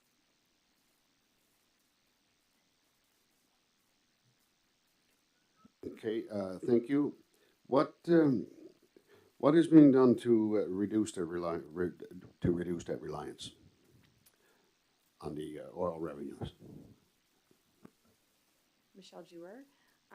So again, you can see as I mentioned, it was 32% and down to 15 as part of budget 2024. So there is that reduction. It's about, I think, diversification of the revenues, revenue streams coming in. So to have that more different revenue sources coming in would then reduce that reliance on oil.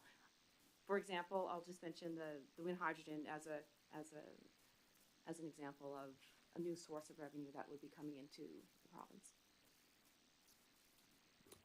Okay, thank you. Just a couple more questions, I guess. While auditing the consolidated summary financial statements, the Auditor General noted numerous instances of information that required correction from the office of the Comptroller General.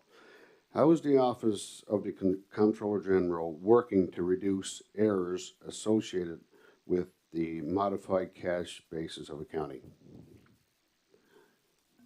Brendan Hanlon. So we've taken a number of steps, taking the recommendation into account. So, we're committed to reducing errors and promoting improvements in financial reporting throughout government, our offices. So departments are provided detailed instructions for public accounts templates and a deadline that allows our office to review the submissions and ensure proper completion. Consolidated entities receive detailed completion instructions and a sufficient deadline for the Office of the Comptroller General review. The Department of Finance and the Office of the Comptroller General have partnered to provide professional development days. So we've done professional development days where public accounts, reporting, and internal audit are discussed with financial professionals throughout government. We meet regularly with departmental controllers with public accounts as a standing agenda item, and issues are noted and raised with the group. And, we do our analysis and reasonableness review on all submissions, to try and avoid correction errors in the future. We like to have accurate, timely submissions in from all departments, and we're making extra effort, and we'll continue to make extra effort to make sure that those submissions are as accurate as they can be in the future. Thank you. Does the OCG intend to move to accrual accounting?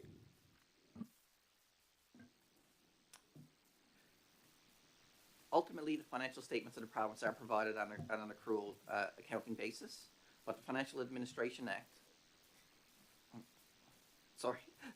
the Financial Administration Act as it currently exists, of course, requires a modified cash basis of accounting. So that will require legislative changes. So there are no legislative changes planned at this time, I can say. All right, my time is just a bit close there, so I do have a couple more questions, but I'll move on. I'll move on down the line just in case there's any extra questions, and I'll follow up with with a couple of questions after that. So I'll ask member for Mount Pearl North. Do you have any more questions? No, I don't. Thank you again for coming this morning. Member for Placentia St. Mary's?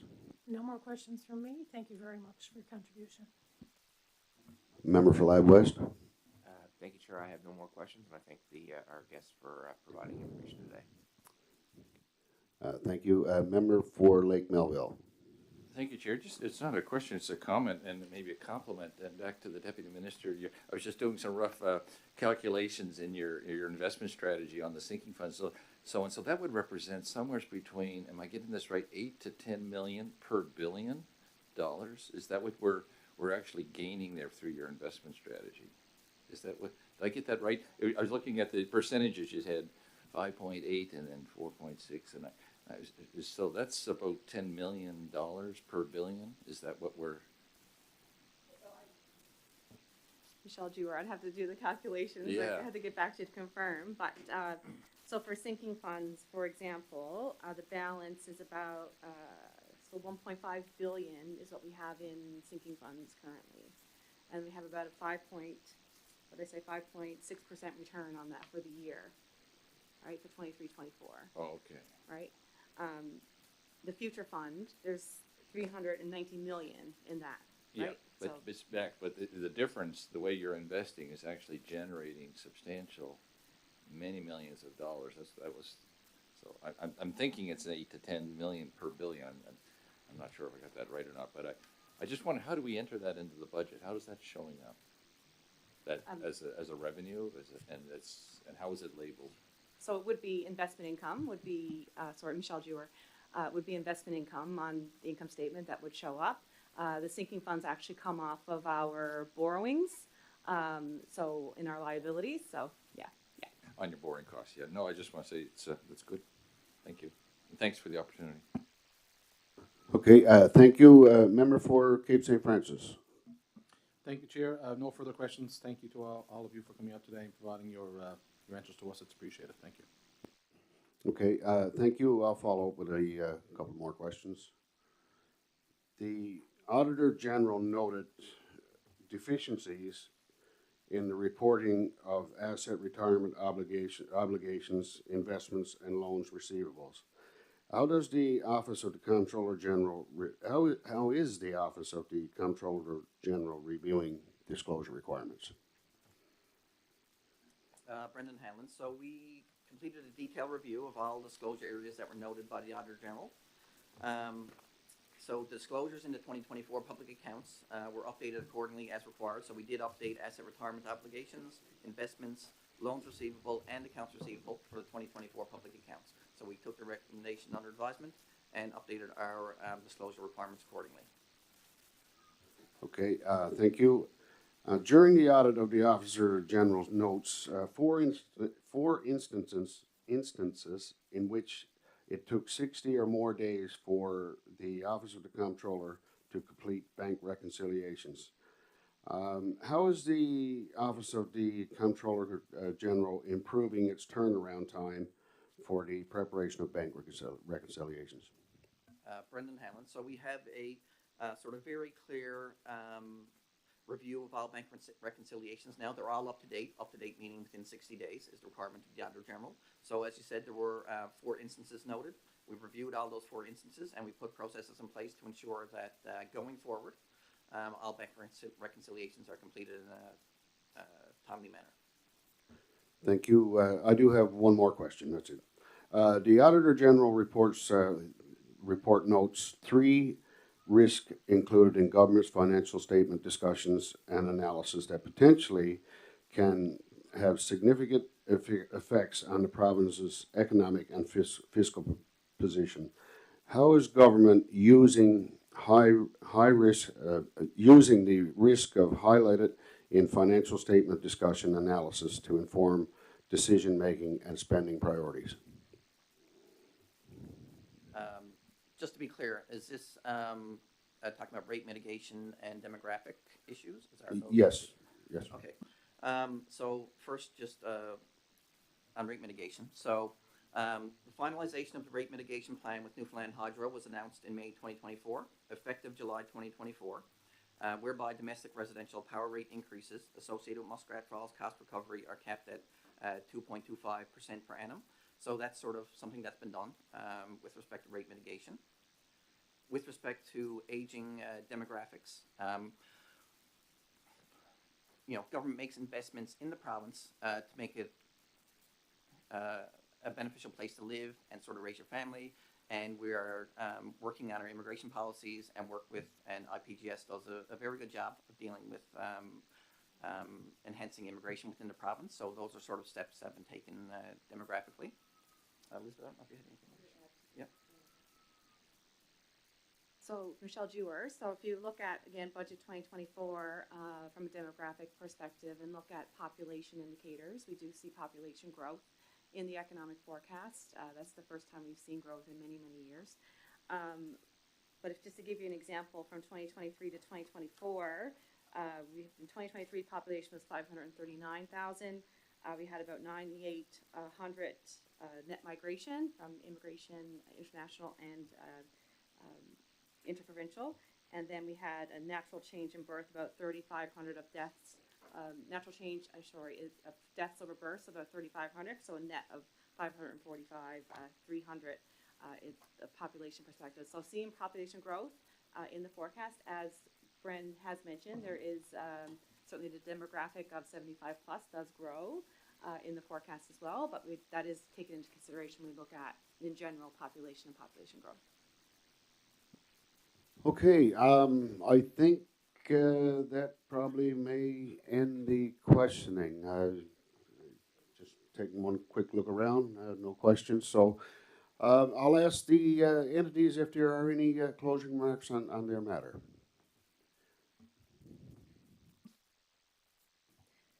Elizabeth Lane, on behalf, I'm sure, of Treasury Board Secretariat, which includes the Office of the Controller General, and I'm sure Department of Finance as well.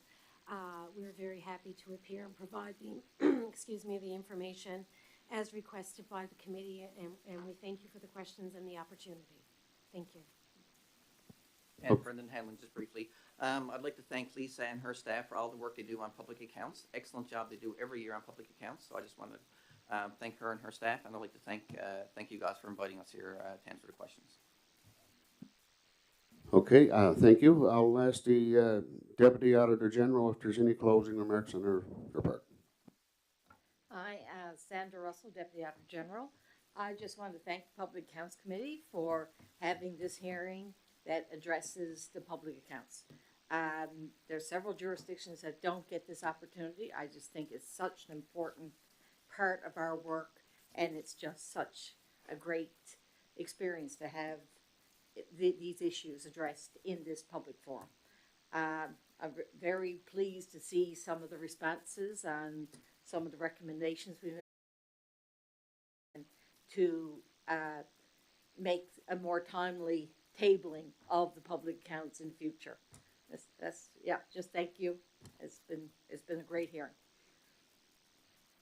Okay, thank you. On behalf of Public Accounts, I'd certainly like to thank all the entities for appearing before us this morning and answering the questions that we had. And it's nice to hear the comments from the Deputy Auditor General that through the Public Accounts that she's got some more conclusions to what she's been looking for. So that's a good to see that. Other than that, again, thank you for coming in. And with that, we'll take a recess now, and we'll return at 1 p.m. to proceed with the hearings. Thank you.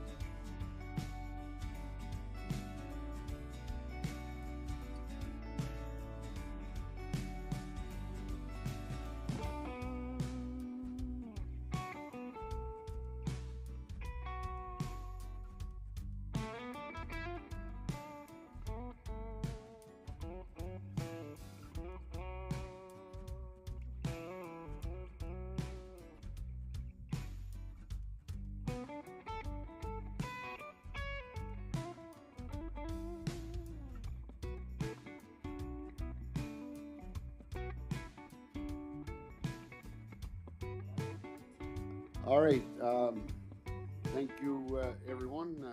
Good afternoon. In this portion of the public hearing, the committee will hear from Department of Health and Community Services and Newfoundland and Labrador Health Services. I would like to thank the witnesses for their appearance and welcome the following officials: Patrick Morrissey, Assistant Deputy Minister, Corporate Services; Dr. Pat Parfrey, Chief Executive Officer, Newfoundland and Labrador Health Services; and Scott Bishop, Chief Financial Officer, Newfoundland and Labrador Health Services. I will start with a few reminders for the witnesses and outline how this portion of the hearing will proceed before I call the clerk to swear in and affirm the witnesses. Witnesses are reminded that this is a public meeting and your testimony here today will be part of a public record. Witnesses appearing here before the Standing Committee of the House of Assembly are entitled to the same rights granted to members respecting parliamentary privileges. Witnesses may speak freely, and what you say in this parliamentary proceeding may not be used against you in civil proceedings.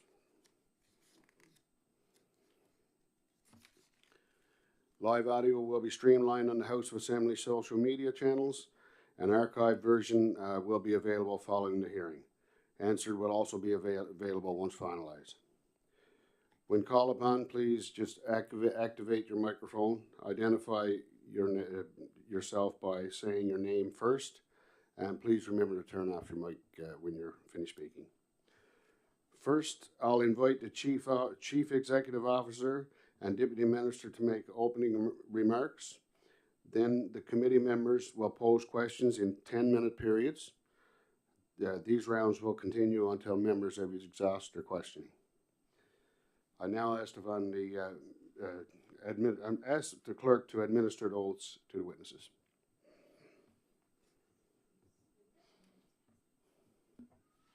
I, Patrick Morrissey, do solemnly, sincerely, and truly affirm and declare that the evidence that I shall give on this examination shall be the truth, the whole truth, and nothing but the truth. I, Patrick Parfrey, do solemnly, sincerely, and truly affirm and declare that the evidence that I shall give in this examination shall be the truth, the whole truth, and nothing but the truth. I, Scott Bishop, do solemnly and sincerely and truly affirm and declare that the evidence that I shall give on this examination shall be the truth, the whole truth, and nothing but the truth. Thank you. I now call upon the CEO of Newfoundland and Labrador Health Services to bring opening remarks. As you know, I'm only the CEO of Net Health Services since last Friday, but I have had discussions about the Auditor General's report with Karen Stone, who is the interim CEO, and with Scott Bishop, who will be our spokesperson in responding to the components of the Auditor General's report. I think that's probably enough for me at the moment. Thank you. I now call upon the Deputy Minister of Health and Community Services to bring opening remarks. So John McGrath sends his regrets, of course. So first of all, I just want to thank the chair and the committee for giving us the opportunity today to be here and answer any questions you have, and just thank you for all the valuable work that you do. And I also want to thank the Auditor General's Office, OCG, and staff in LHS in their efforts in completing this report. I also want to congratulate Dr. Pat Parfrey on his appointment for his new CEO. So I won't take up too much time. I just wanted to highlight a couple of the more significant things that are ongoing, I guess, that touch on some of the recommendations. So just a couple of things, including the fixed asset register that is noted and the electronic funds transfer, are primarily due to the limitations of NLHS's existing finance and information system, Meditech. And, the department and NLHS are now working closely with the Office of Chief Information Officer and the Department of Finance on implementing a new enterprise resource planning system, which will effectively modernize finance, human resources, and procurement and supply chain technology. when it comes to the inventory, you know, we can get into more details, and Scott can for sure. But in the fall of 2024, a new warehouse management system was approved by government, which will modernize inventory control and take away that risk of, or eliminate that risk of expiring wasted product. It was also noted in the report that there's a lack of an internal audit function, and you know, we're happy to say that since that time, the NLHS Board of Trustees, in partnership with HCS, approved the establishment of an internal audit office within the Health Authority. That is ongoing, the recruitment efforts for that team. And then there are a few other recommendations, you know, some internal control issues that NLHS has you know, addressed with compensating controls and other areas. And so I just wanted to highlight some of the major initiatives that are ongoing. So yeah, we're happy to take your questions. Okay, thank you. With that, we'll start the questioning, and I now recognize the member for Mount Pearl North to proceed with questions. Thank you, Chair, and thank you for coming. I'm Lucy Stalls. I'm the MHA from Mount Pearl North. I'm assuming you know everybody at the table. Thank you for coming. Thank you to the Auditor General for doing all the work that her department and the department for doing all the work that they do for us and for the government. A couple of questions. The healthcare foundations, like the healthcare foundations, there's a bunch of them, the Janeway Foundation, the Blitz Center, the Trinity Conception Placentia Foundation, the Bureau and the Grenfell Foundation. They're no longer, or the government don't have any control over getting financial statements and that from them. We're just wondering if your department is going to ensure that they do provide those accounts. Or I know most of them are self-sufficient and everything, and you know, they raise funds, and most of the funds they raise, a lot of them are going back to the healthcare foundation and that to the government, you know, the hospitals and that. But we're just wondering, you know, what the protocol is, and if you're looking at putting any policies in place in that regard. Scott Bishop speaking. Great question. I guess to settle the question that's been posed, Ms. Doyles, I guess it comes down to an element of, as you mentioned, control. The current health authority and legacy health authorities does not actually affect the control of the foundations, although we partner with them for their fundraising efforts, and we certainly appreciate the major component of our work that they contribute to. But there isn't an element of control within the health authority, therefore they aren't consolidated to our financial statements as deemed appropriate by the Auditor General's office. However, our current board bylaws, as passed by our current board of NLHS, does include an element whereby the foundations are required to provide our board with audited financial statements on an annual basis, and that's expected from all foundations. So that is an element of our board bylaws in which the financial statements that are audited by their own auditors are presented to our board in completeness 9 months after its completion and audit for review by our board. We excuse me, we also have great partnerships with all our foundations in terms of our leadership in NLHS, but also our board itself and their involvement with our individual foundation boards. So there's lots of partnership, synergies, and governance in terms of the relationship with the boards. But ultimately it comes down to an element of control in which NLHS does not control the boards, therefore they are not consolidated.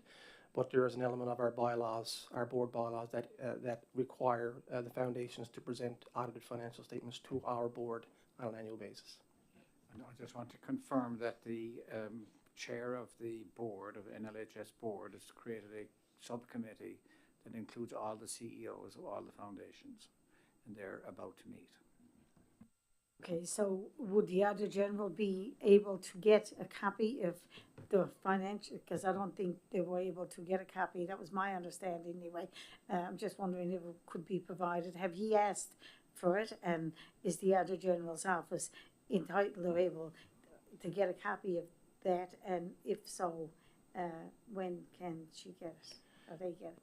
As in NLHS, we certainly have copies of those latest financial statements that are audited, and we can certainly work with the foundations to understand, and the AG's office to understand what requirements might be there, but we can work through that and get back to the committee if that's the case. Yeah. The other question, because we've been talking, of course, about in our committee meetings that about health and different aspects of the AG's report. And one of the questions I had, I don't know if it's actually related, is social workers, and I don't know if and back, and this is what I'm told, and I deal with a lot of social workers, people calling looking for help in the district, not only my district. I say every MHA is doing what I'm doing if they get a call for seniors or anybody looking for help, and if they need a social worker and that. And what I've been told by a lot of people, especially the past 4 or 5 years, that social workers, I don't know if the job haven't changed, but now people don't have an individual social worker. Whoever is available if I need a social worker and I call the department, somebody would be assigned to me on that specific case. Everybody don't have. I understood back in the day that everybody had their own social worker. I'm just wondering if that has changed.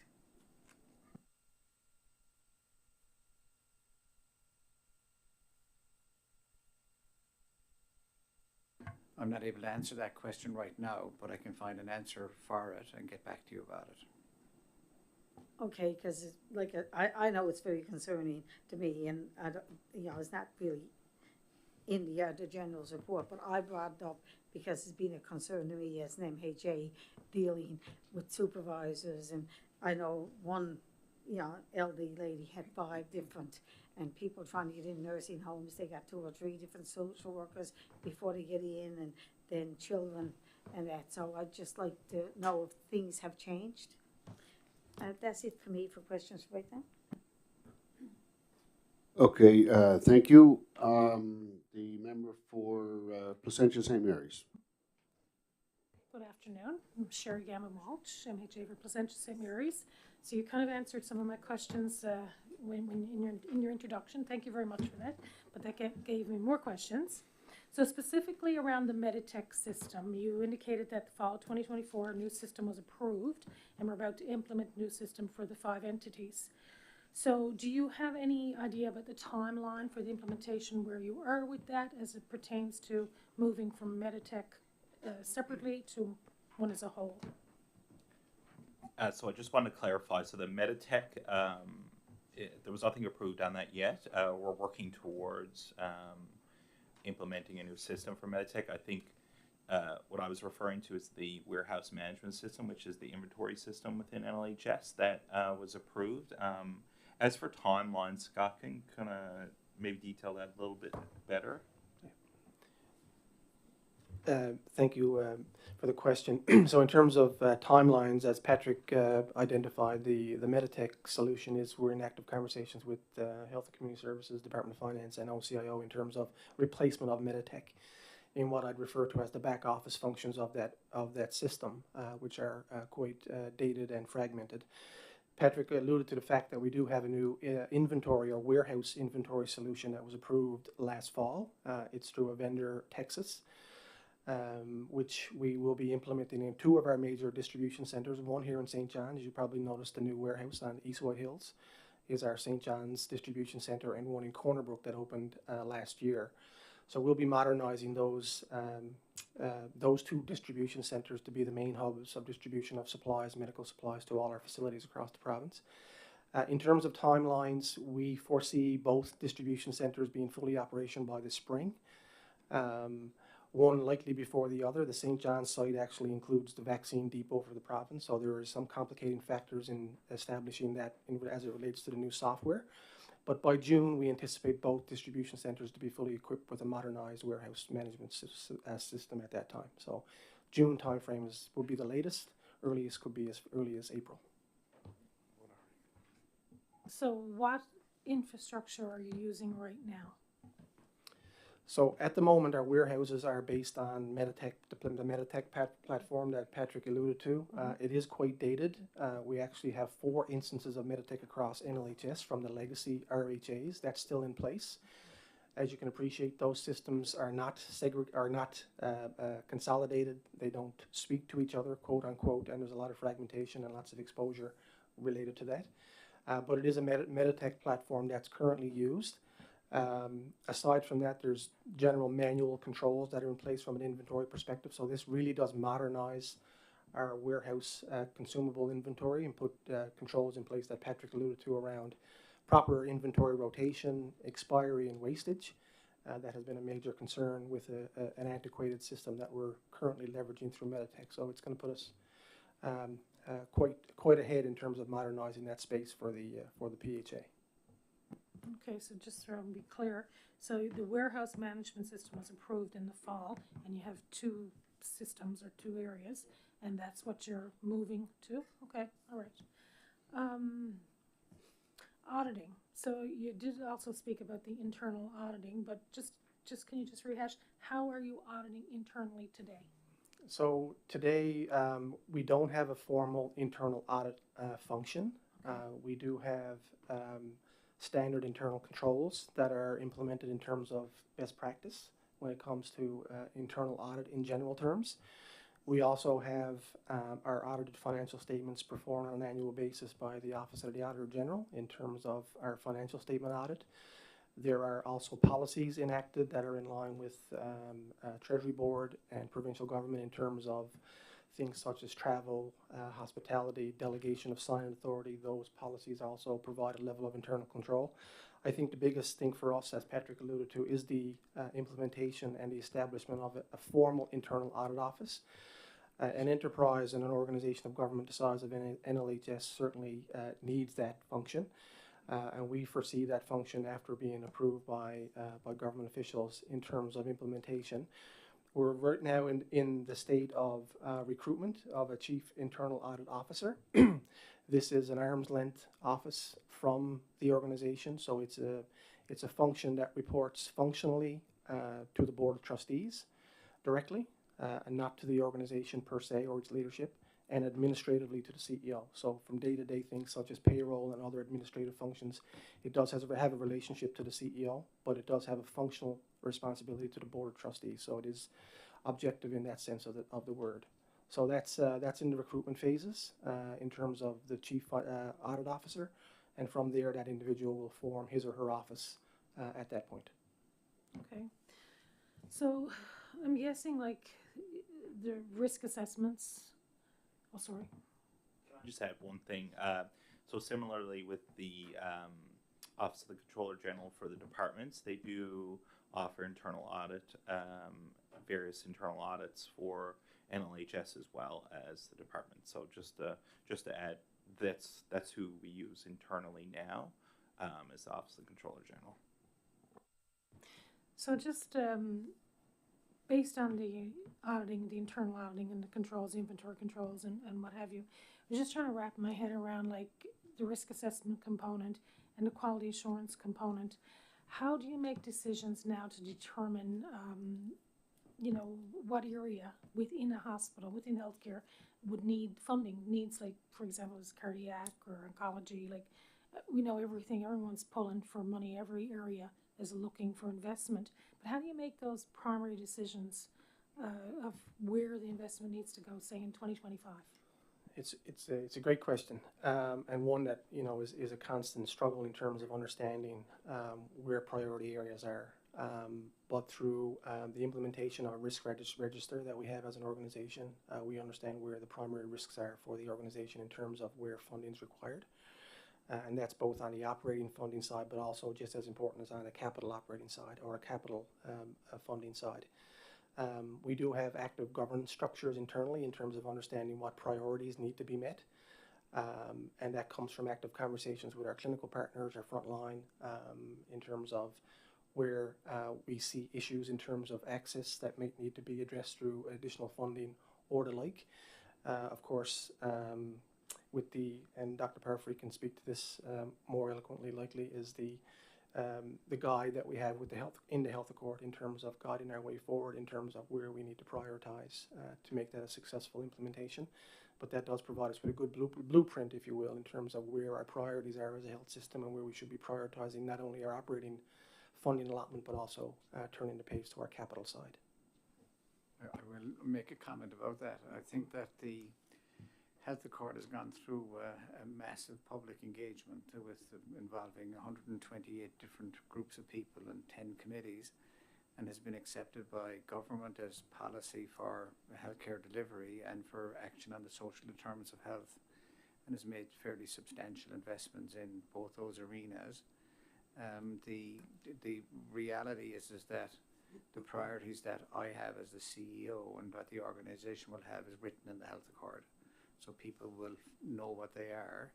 And on top of that, there is a blueprint for the Health Accord that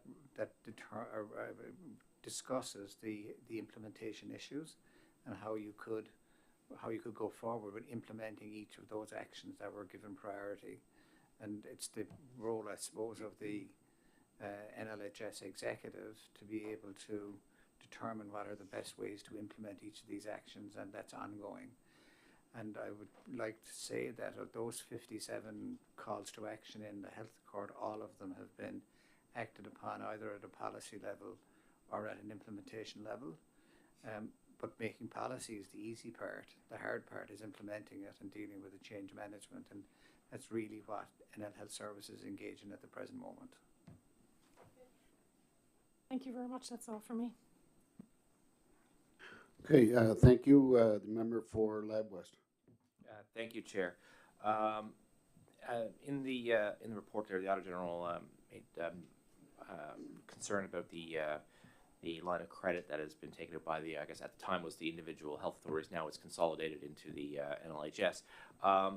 With the $660 million line of credit, what is the plan right now to deal with that amount of additional debt that was taken on by the authority? Thank you for the question, MHE Brown. I think first and foremost, NLHS in partnership with the Department of Health and Community Services and the Department of Finance acknowledges that that level of borrowing is not fiscally sustainable. And there's been active conversations in the past 2 years in partnership around a vision or a way forward in terms of what we do to reduce that borrowing capacity in that light. I think there are a number of things that has led to that borrowing limit. And it's occurred over a number of years, and it'll likely take multiple years to get it back to something that is fiscally sustainable. But there are a number of, I guess, pointed strategies that's been enacted in the past couple of years as NLHS formed as a new provincial health authority to sort of addressing that. One, I think, in partnership with the Department of Health and Community Services, is addressing the structural deficit that was in legacy RHAs that had played a prominent role in where the line of credit has become. And that's been addressed in fiscal 24-25 with partnership from Patrick, the deputy, and others within the Department of Health. I think just as important, though, is what part NLHS plays in that sustainable vision going forward around borrowing.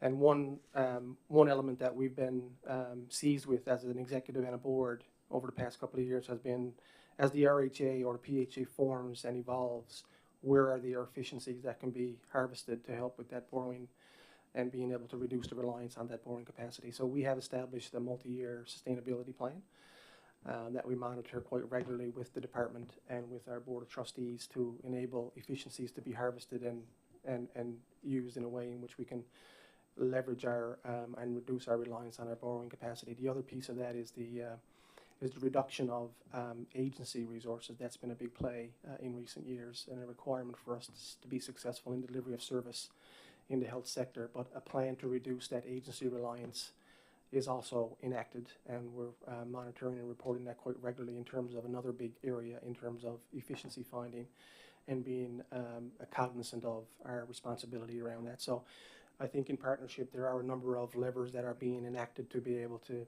reduce that line of credit over the coming years to be successful in that in partnership with folks within the department and the Department of Finance. Patrick Morrissey, yeah, thanks, Scott. I think as well, I just wanted to add, as part of the previous budget, you know, you mentioned the 660 and the line of credit. So we obviously want to get that down to, frankly, a pre-pandemic, level. And in budget, there was 550 million approved over 2 years to pay down the line of credit, to get us to a more, a line of credit that's just used for operational emergency purposes, right? Just to add to Scott's comments there, and I think, in partnership with Health Transformation and LHS, we work pretty closely on making sure there's accountability and value for money in every spend. So that's a big part of us going forward and working towards that. Thank you both for that. Oh, sorry, Ben. I'd like to make a comment. The idea that we have a line of credit and a borrowing facility would imply that we might have profligate spending.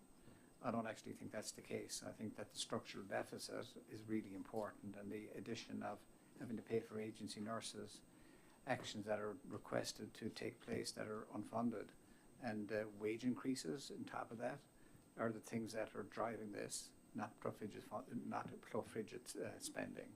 And that necessity to have the borrowing capacity to keep the organisation going is really important. But I think that the idea that you have one line of credit that you look after for the 5 zones is pretty important as well. But that requires a degree of planning that's challenging. Yeah, thank you so much for that. What is the interest rate paid on the current line of credit right now? Scott Bishop. So we currently have, as the evolution of the PHA as NLHS continues, we still have legacy bank authorities within previous existing bank institutions. So we actually have 3 institutions that we work with across the legacy RHAs as NLHS. So we do have a borrowing capacity amongst 3 institutions, all of which have a similar interest rate on our borrowing. 2 of which is prime minus 0.5 basis points, and 1 of which is prime minus 0.8 basis points. So all in relative space.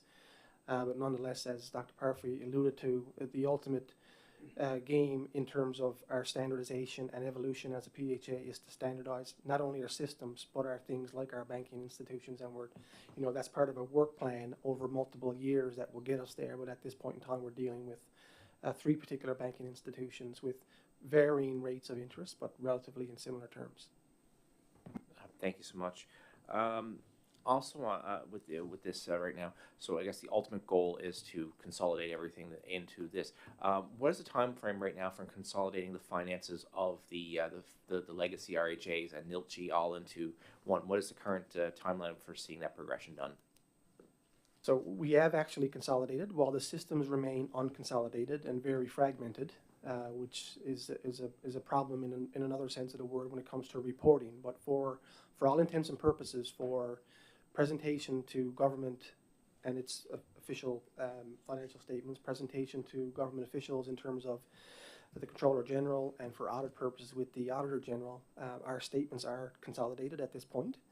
And this will be the 2nd year for our consolidated efforts in terms of consolidating our financial reporting.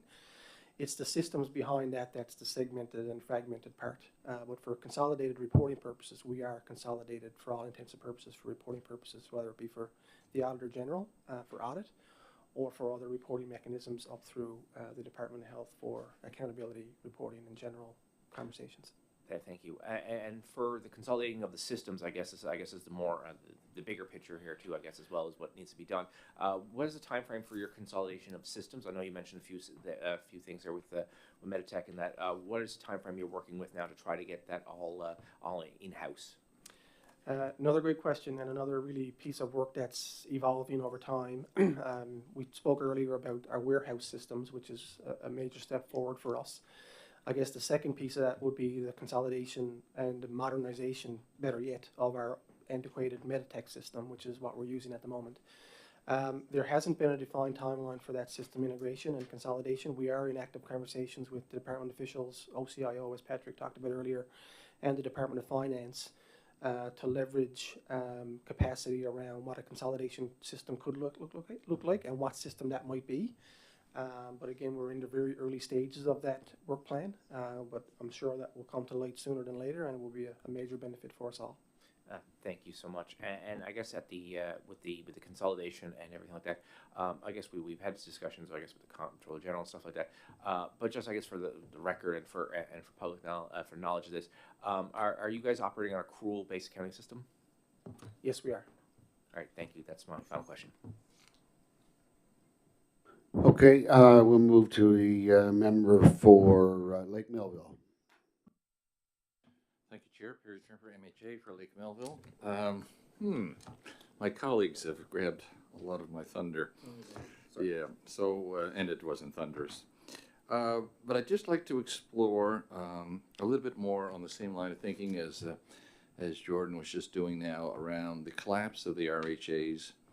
I think you've got most of the elements, but I wonder if you could just summarize the disparity. You know, it's been interesting serving on this committee, watching, and as we've looked at different topics in the public accounts committee and different aspects, and it's been enlightening, I guess is one word, to see the differences in the four RHAs. I've become such a fan of this guy and Sister Elizabeth and the Health Accord, and I've just been welcoming. And it's back home in Labrador, everybody's, you need to be getting our Labrador system back, and I have so many arguments to push back on them. And I wonder if you could summarize maybe some of our questions, your thoughts, just on where we are now in terms of getting a good handle on spending, attacking that debt that we have that we need to work on, and just a bit more on timelines. But I think you've got most of it. But I just wonder if you had a general comment on that. Maybe I'll start. So the intent of the reorganization, I suppose you'd have, is that the Provincial Health Authority had responsibility for evolving plans on a province-wide level such that there was equity for every resident of this province with access to services. And that but the innovative part of it was that the regions needed to have input into how care was delivered in their regions. So the challenge was to ensure that the collaboration between the provincial approach and the regional rollout of services consistent with what the people wanted within their regions was going to happen. And that requires a kind of a matrix approach of organization and requires a collaboration between the various people there to make it effective. I would say that's a challenge, and I think it's evolving, and I think that the capacity of the provincial approach to influencing what happens in regions is going to get better. So that's a challenge for me, kind of coming into the job as a new person.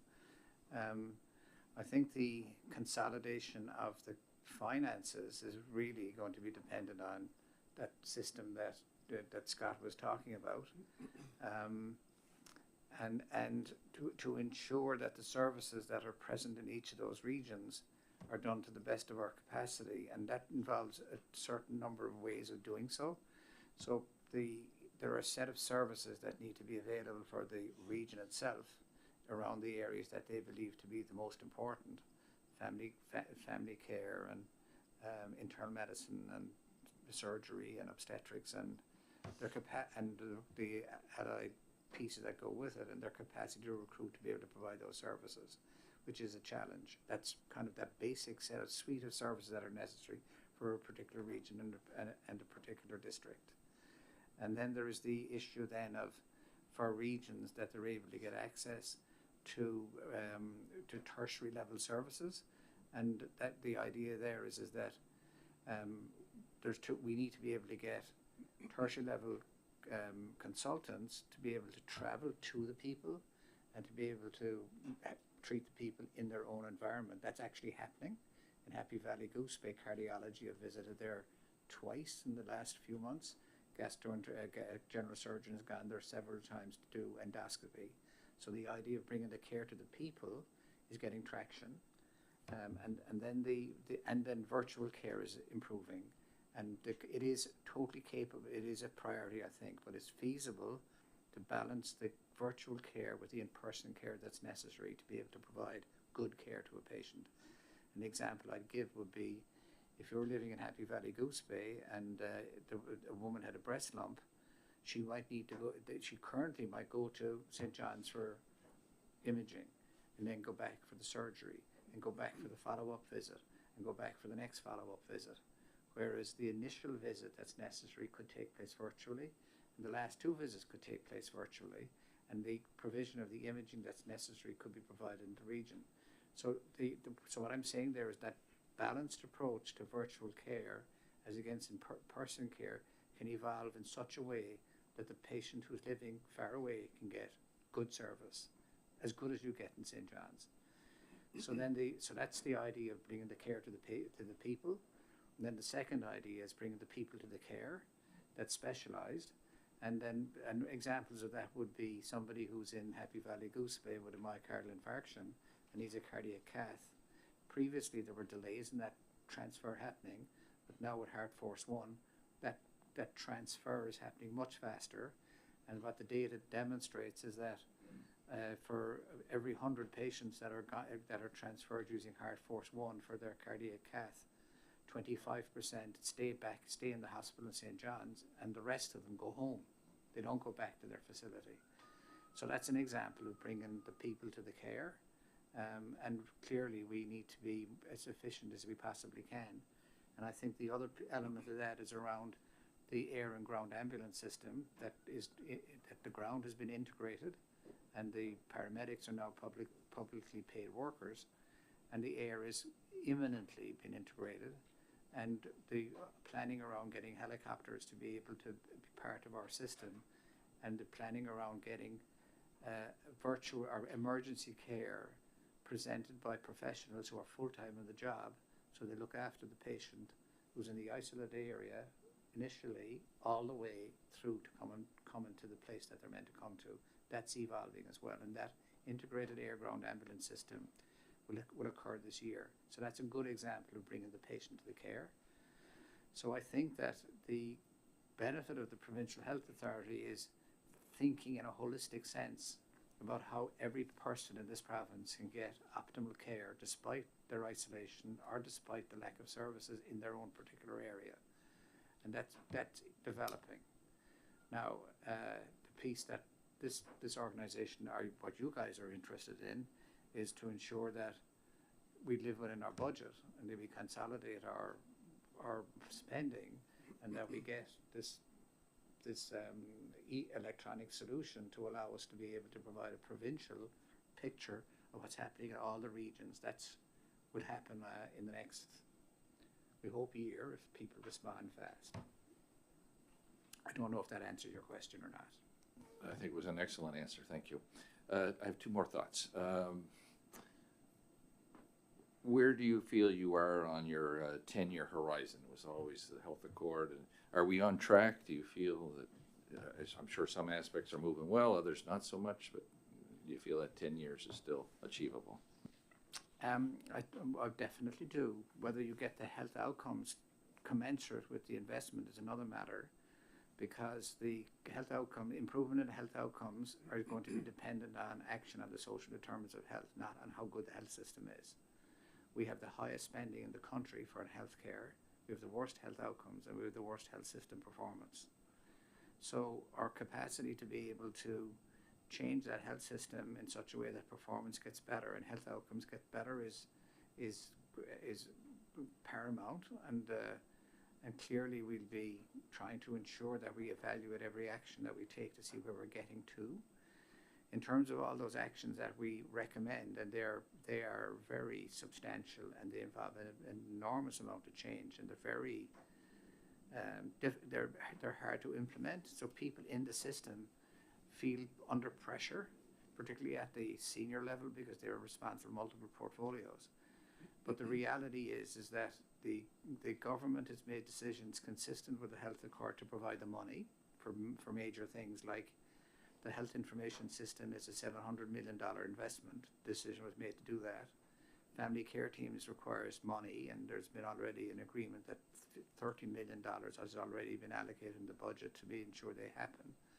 And the integration of the air-ground ambulance system is another large financial outlay, which has been approved, generally improved. So I think that the policy part of this is moving forward.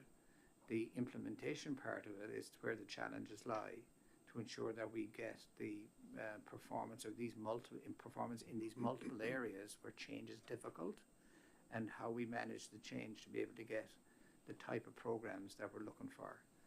And that's the area that I'm kind of most interested, that we're actually able to manage the change, that we're actually able to engage with the public and engage with the providers in such a way that they understand what we're trying to achieve, support it, and understand that when you put something into effect, it takes a long time for it to be implemented properly. So just the example of the personal care teams, you fund 5 of them and they get moving, and you find out the problems that exist in trying to deliver team-based care in an arena that's not used to team-based care, and you introduce another 5 and you learn more things. So it's a process, and it definitely does not happen instantaneously.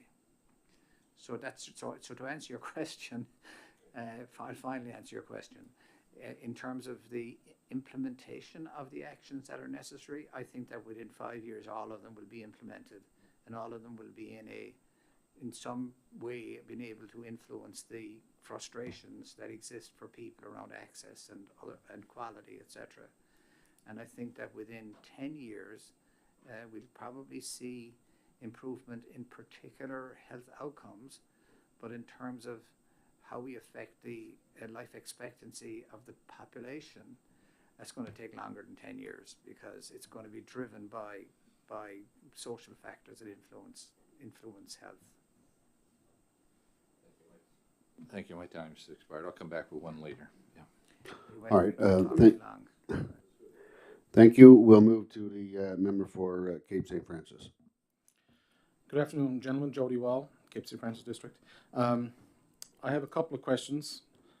As my colleague just said, several questions have been asked and answers been given. Thank you for that.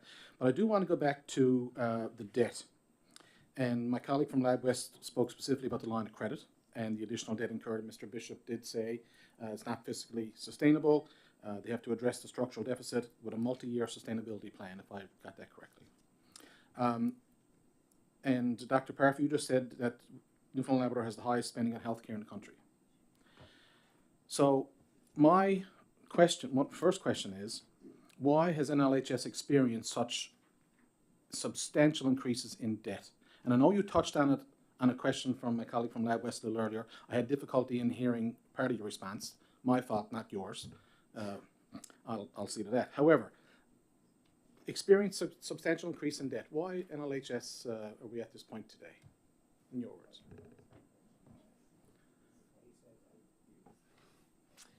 In terms of trying to explain the debt.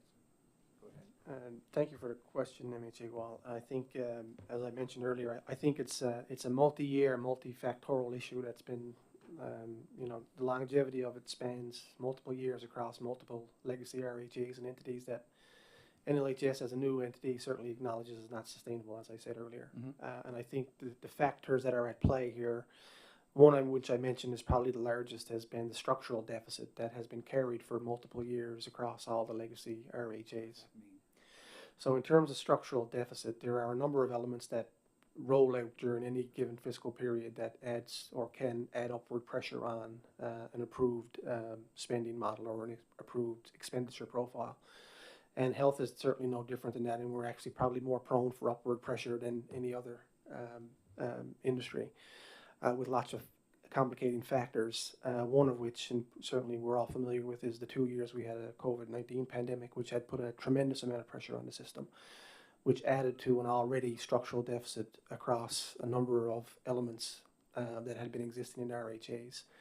So that piece also played on that. And of course, as we mentioned earlier, there's also the element as a factor at play here is the recent upward pressure on the requirement for us leveraging agency resources from the private sector. And that has been something that we've been pressurized with in the past couple of years in particular, that we've been relying on those resources to deliver services across all of our zones. And no doubt has placed an upward pressure again on that borrowing capacity. So I think all in all, there are multiple factors of which that might be the biggest of those. So in terms of why we're here, I would suspect it's multifactorial. One being our structural deficit that has a continued upward pressure for lots of reasons. The other one would be our the play on COVID-19 and what that pressurized the health system as it relates to COVID-19 and the response for that. And thirdly would be the agency pressure point that we're currently experiencing and trying to wrangle a way forward in terms of what that means for us in terms of a more sustainable level of agency resources. And as Patrick alluded to, around pre-pandemic levels, there might always be a need for some sort of agency resources for remote areas, but something much more manageable and sustainable than we're in current state. Just like to add to that, if you don't not mind.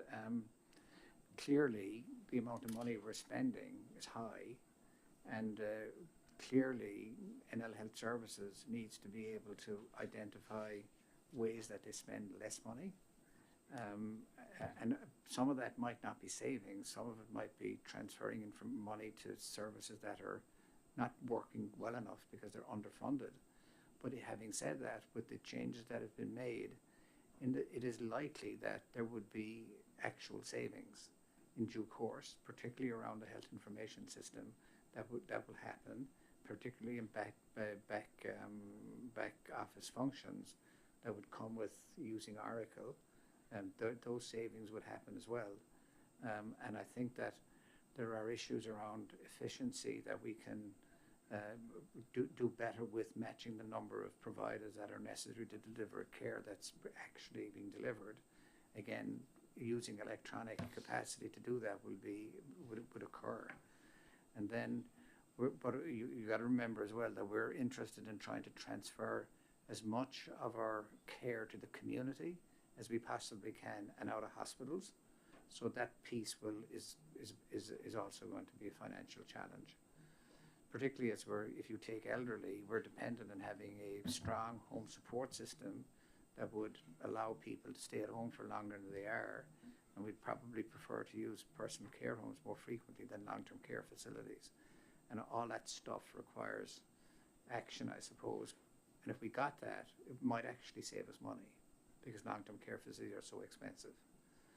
So I think there will be a focus on where NLHS finds savings from the multiple things that they're actually doing. Thank you both for that, and you just answered my next question with respect to what's your plan to reduce health sector cost. So that gives me a good idea on that. Thank you, Dr. Parfrey.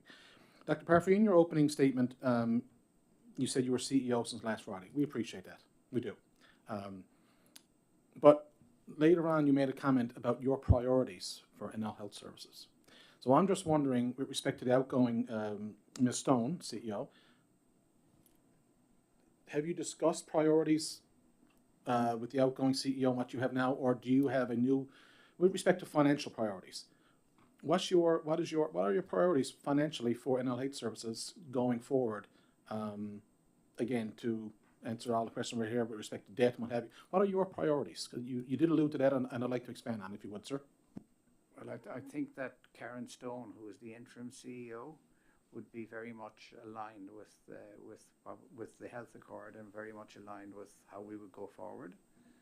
Obviously, we're different people, so we do things in a different way, but the objectives that we would have would be very similar. And I think that there's been a very substantial thought process given around finances,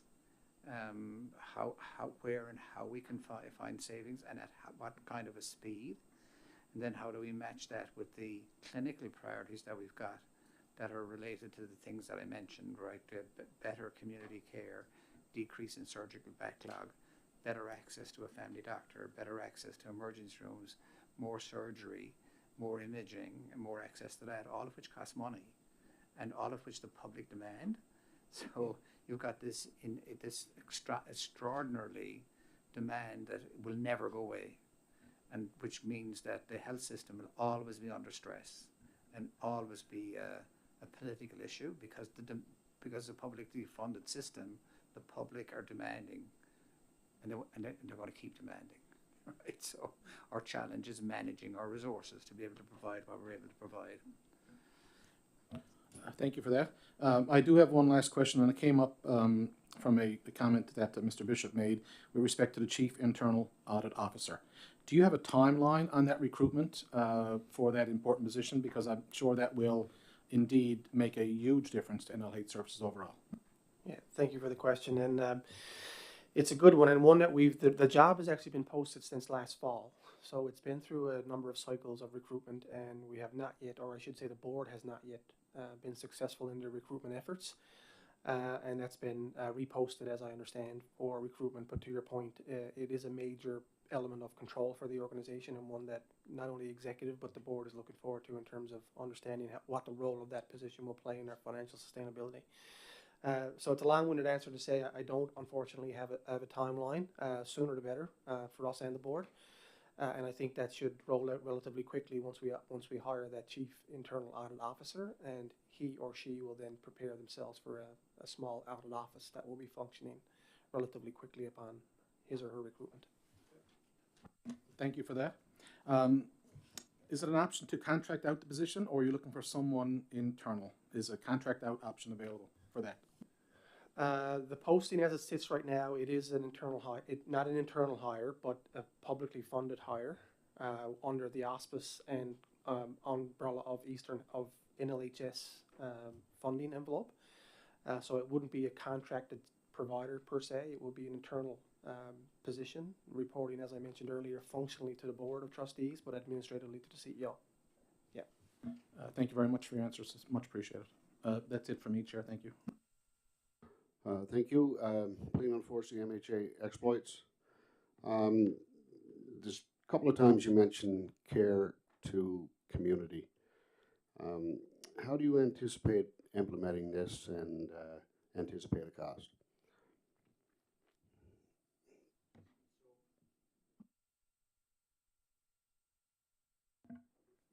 Community care is obviously widespread. It's got different elements to it. So I'll talk about the primary care delivery thought processes, which revolve around the fact that we have a deficit of family doctors, and we have a part of our population doesn't have access to a family doctor. Now, the facts around that are that at our peak, the number of people looking for a family doctor was through Patient Connect was 96,000, and it's now 48,000.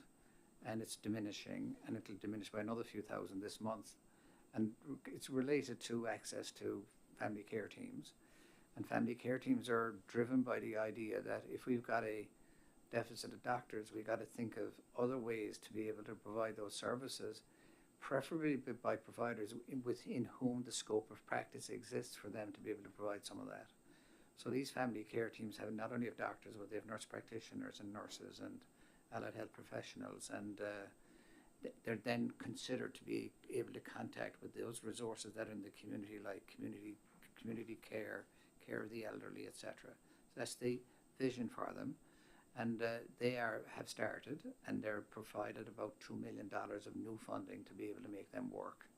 And I think in the budget is approximately $30 million that's already been allocated towards family care teams. The second piece is of community care now, as it reflects on family practice, is around virtual care. And virtual care has allowed us to keep emergency rooms open where you don't have a doctor, but it's open, they can come into a nurse and they can use virtual care to access a doctor. So that's that solution to not having a doctor. And then the third one is the one I mentioned, which is the big one, which is if you get a heart attack or a stroke in an isolated area, can you have access to the best care? And that's driven by having an integrated air-ground ambulance system and a better emergency service from the doctors attached to that air-ground ambulance system. The costs of there's costs exist to all of those, and clearly, you'd like to think that that massive amount of money that the NLHS gets, that they're able to provide these services within that envelope. But nonetheless, at the beginning, it's a challenge because it's a new amount of money that you're, in some instances, a new amount of money. In other instances, not, right? The family care teams have been funded in the budget. The air ground ambulance system, the likelihood is it will be funded in the budget. So that part of it is probably reasonable, but it's increasing spending. Then you've got the other part I mentioned, which is around the big challenge for us is around care of the elderly and home support and letting people age at home. And that is driven by the home support industry, which is fragmented, and the workers are not paid very well, and it's hard to recruit as a consequence of that stuff. But we need to be able to improve community care for the elderly in such a way that they're actually able to stay at home. I think they're the two big things, but they're two big changes. Okay, thank you. NLHS total tangible capital assets is around $2 billion. Currently, there is no fixed asset to support that balance. You mentioned a new system is being planned, which should address this deficiency. When do you anticipate this being in place? Scott Bishop, great question, MHA4C. I think, as I mentioned earlier, there is no confirmed timeline for the replacement of the antiquated Meditech system. But I guess in response to where we are now, while we don't have an official systematic fixed asset register, we do have mechanisms in which we control our fixed assets. While that's quite manual at this time, there are controls in place for that in terms of how assets are properly categorized in terms of amortization for audit purposes and other. In terms of timelines, in terms of where we will be for, Dr. Parfrey alluded to the Enterprise Resource Planning Tool, which is our ultimate modernized solution that we will be aiming for. I suspect it will be in the next 12 plus months before we get there. But it will be a game changer for not only our fixed asset tracking, but also for our general day-to-day things such as payroll and other accounting functions that right now are quite fragmented. Thank you. Government as a formal fraud management system, the report noted that money going into this do not have such systems in place. Can NLHS discuss your fraud management system? Yeah, thanks for the question. So I think in terms of fraud management, the report from the Auditor General speaks about fraud management policy and strategy. NLHS does have a fraud management policy in line with government policy.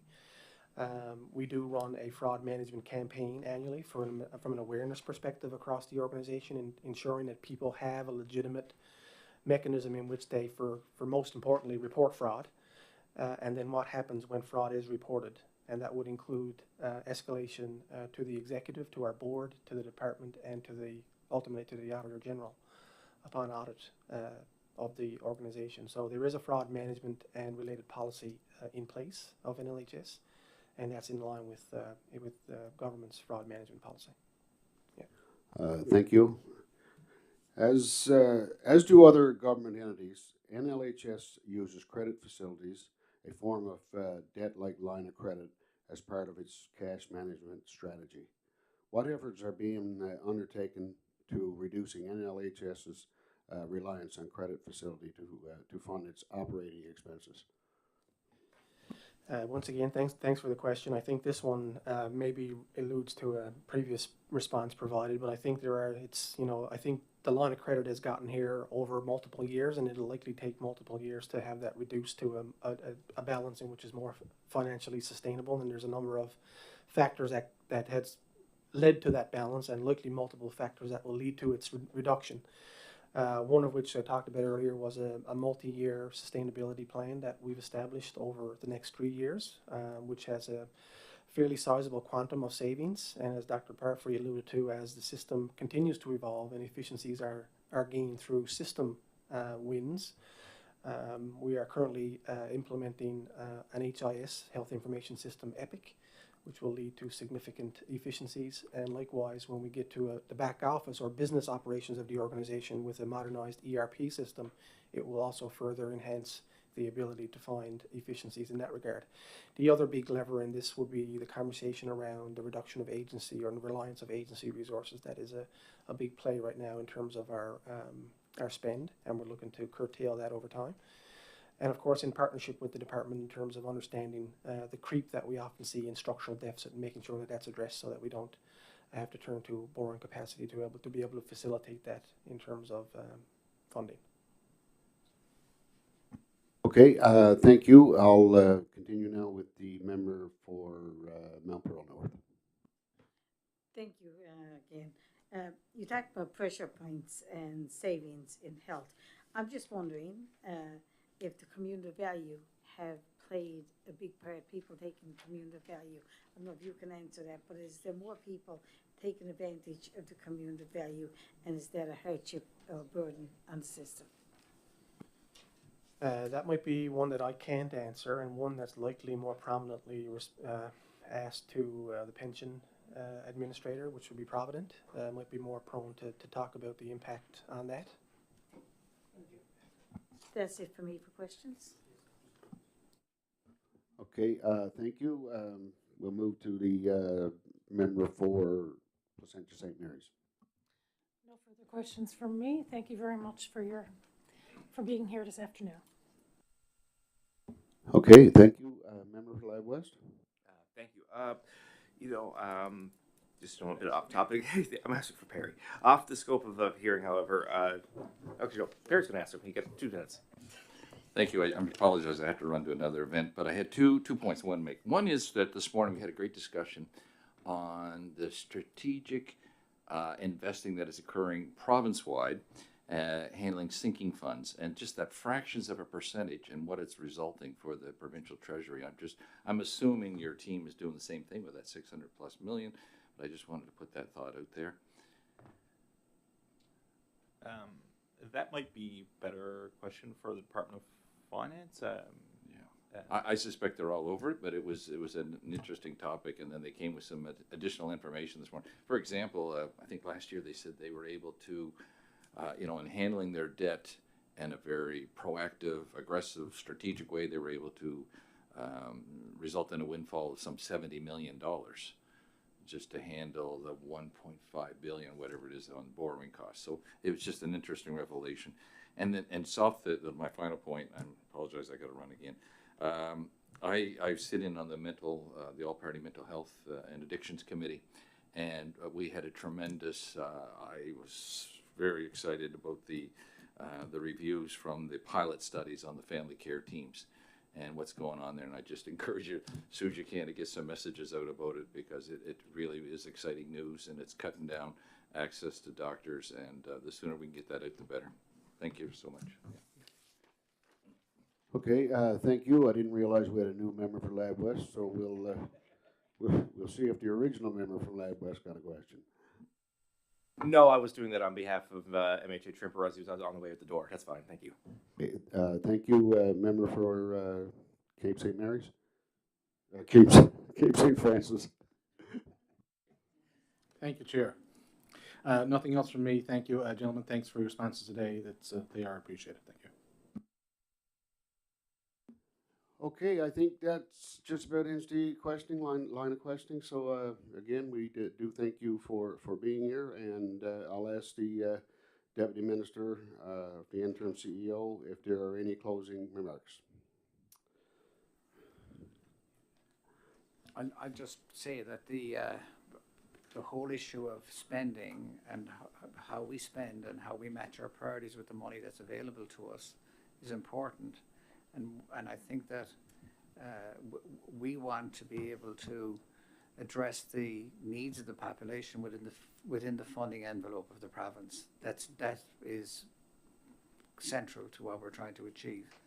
And the Health Accord made that statement. It said that the primary things for us are to increase awareness and intervention in the social factors that influence health, and to rebalance the health system across the acute care, long-term care, and the community within the fiscal envelope of the province. Thank you. I'll ask the Deputy Auditor General if she has any closing remarks. I just wanted to thank the officials from the Department of Health and Community Services and LHS for their time here today. I thought it was a very good discussion on some of the topics that came out of our February 2024 report. And yeah, I just thought it was really good. Thanks. Okay, thank you, Deputy Auditor General. It's always good to know that we're doing our job on behalf of the public accounts and the Auditor General's office to maintain that government efficiencies are being maintained, and that's our role. Again, we do thank the departments and the department officials being here, and we'll recess for the next entity. Thank you.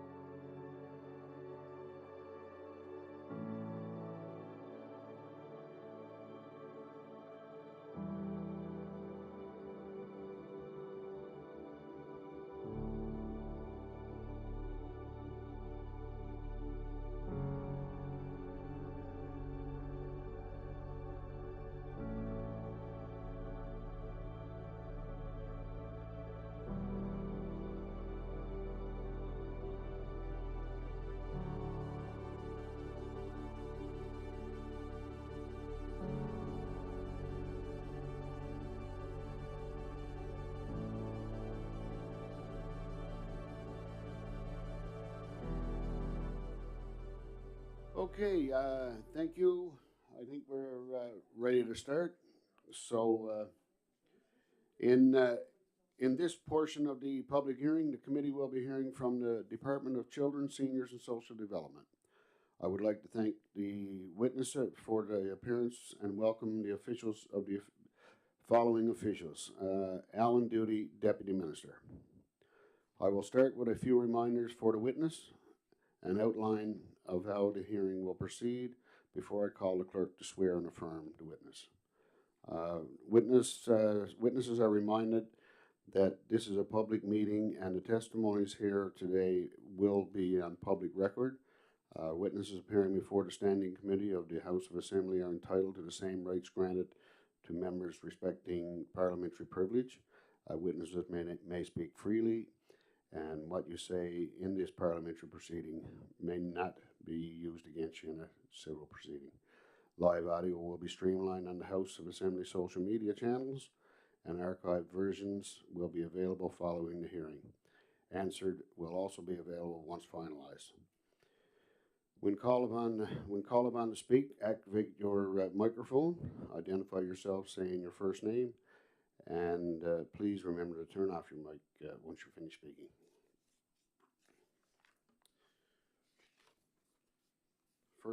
First, I'll ask the deputy minister to make opening remarks. Then the committee members will pose questions in turn of 10-minute periods, and these rounds will continue until the members have exhausted their questions. I'll now ask the clerk to administer the oaths to the witness.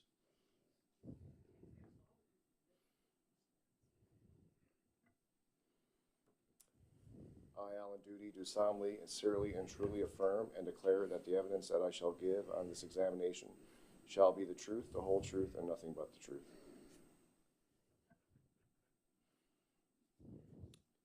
Thank you. I'll call upon the deputy minister now to bring opening remarks.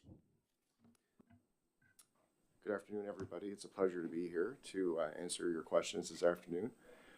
I'm not going to be lengthy with opening remarks. I'm just going to give some general overview of the income support program so everybody has a shared understanding. So the income support program is designed to support clients from the age of 18 to 64. There's approximately 21,000 households, which equates to 22,150 adults receiving income support. The annual budget for income support is $225.6 million. The program is designed as a program of last resort. So when people come to receive income support benefits, they are at the point where they've exhausted all of their other financial means. The department has several integrity measures for the program through application process and to when people are involved with the program. But relevant to the proceeding today, the integrity measures are largely related to data matching with federal programs and other provincial programs where people may receive funds and income. We often receive reports from the public on relation to people receiving income support, and all of those are investigated. Specifically relevant to today's hearing on overpayments. So the reasons for overpayments vary across. So depending on personal circumstance, and sometimes an individual circumstance will change while people are on the program. For the most part, the largest items which contribute to income support overpayments are advance payments before people receive other benefits such as CPP, EI, and things of that nature. There is also and that also includes things like supplementary death benefits and things as well. The other large contributor to that is also I apologize there. So the other piece that contributes to that significantly, I got it here in my notes, I apologize, is family relationships. So how people report family relationships and income earnings. So those are the three major contributors prior to CERB. And since the COVID pandemic and CERB, CERB accounts for almost 62% of what we're recording as overpayments. It's also important to acknowledge that funds that are advanced to help people, so while they're waiting to bridge the gap between other benefits like CPP and EI and OAS overlap, are automatically collected back. So they show up on the books, but they're actually automatically collected back through the federal government, and sometimes it takes time for that to reconcile by the time that payment's received. So at any moment in time, those will be on the books shown as an overpayment, but they're always recovered. For individual circumstances, for most folks, some of these items are related to, people work part-time. Sometimes they may not always report their earnings, and again, back to declaring family relationships, which actually ends up being historically the largest reason why we have those recorded. What I can tell you that over the last 2 years in particular, there's been a review, the 5-year review of the income support program, and coming out of that are changes to income support policy, significant changes to the program itself, and as part of the poverty reduction plan, which has been announced. So the program is moving over the last 2 or 3 years. The final changes will be in this fiscal year coming, but it's moving from a 23 basic benefits down to 4 basic benefits, and there's 5 some additional benefits that people may be able to apply for, such as special dietary things of that nature. But really, the changes are really focused on not being so interested on where people live or who they live with, but actually supporting them. So right now, this change will significantly reduce the family relationship piece, where really we're trying to encourage folks to actually not forcing those that are living in poverty to have the lie, so that they can come up with the relative means that they need to live. So there's changes, going to be changes to those. The basic benefits for individuals will be, the big change will be that their basic benefit will relatively stay the same for all folks, and then their rental amounts will be topped up to reflect that there's 1 or 2 adults living in those households. So that's kind of my overarching introductory remarks, and I'm happy to answer questions. Okay, thank you. And with that, we'll continue with the questioning, and I'll now recognize the member for Mount Pearl North to proceed with questions. Thank you, and thank you so much for your staff and all the work that they do in the Department with Income Support. And my name is Lucy Stoyles, but we're MHA from Mount Pearl North. And one of the questions I had, you basically answered it, was the high overpayments and the large increase in the overpayments, and you basically answered my question, because you said 62% is because of COVID, because people took the COVID money and they want income support, and now they're forced to pay it back. And of course we get the calls on a regular basis back, especially when they started getting the repay back. So that was one of the questions I had. But yeah, I'm just wondering, you're only allowed then to take 5% of, is it 5% of the money for payback? Like, I know seniors who were getting their old age pension and the guaranteed income subsidy, and I know you work very closely with CRA and Revenue Canada and that to claw back the money that when people get an overpayment and stuff like that. So I basically got that question, and anyway, go ahead and answer that one first. Yes, Alan, and thank you for the question. So if they're an existing income support client and we're collecting overpayments, we do collect 5%, which equates for most clients be about $28 a month. So that's the amount which we, because this is recognizing that income support is really the safety net, so it is the program of last resort.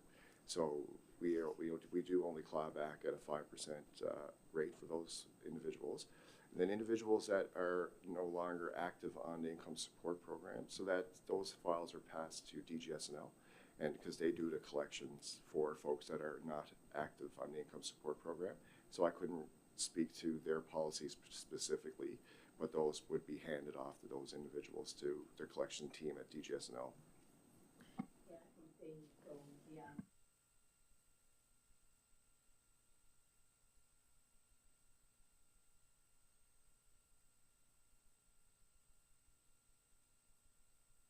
Sorry.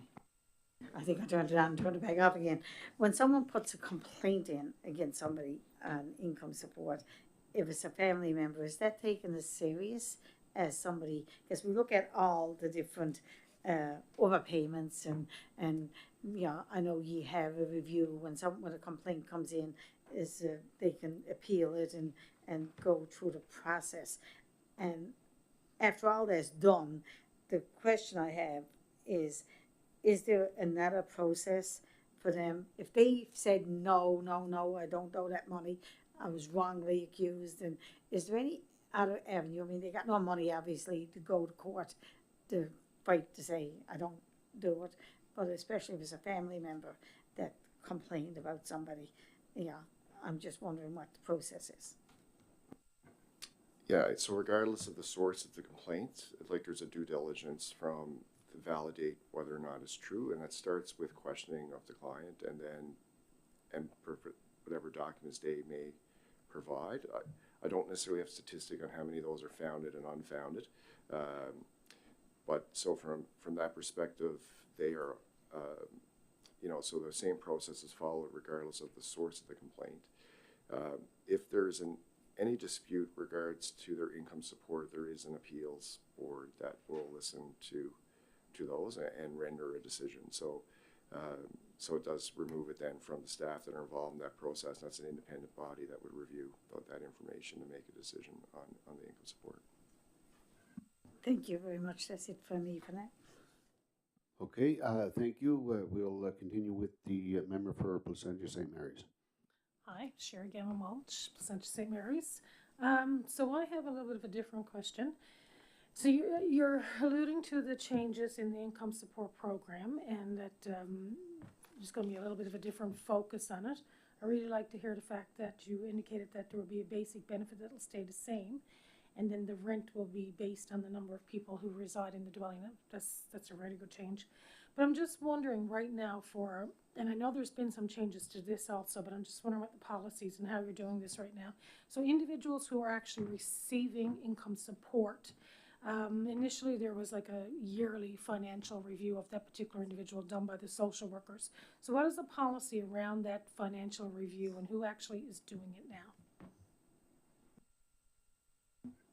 Yeah, so I mean, this is one of the items that we're also in the process of changing from an operational perspective. So the system is not designed currently the way the program has been designed to support a more hands-on case management.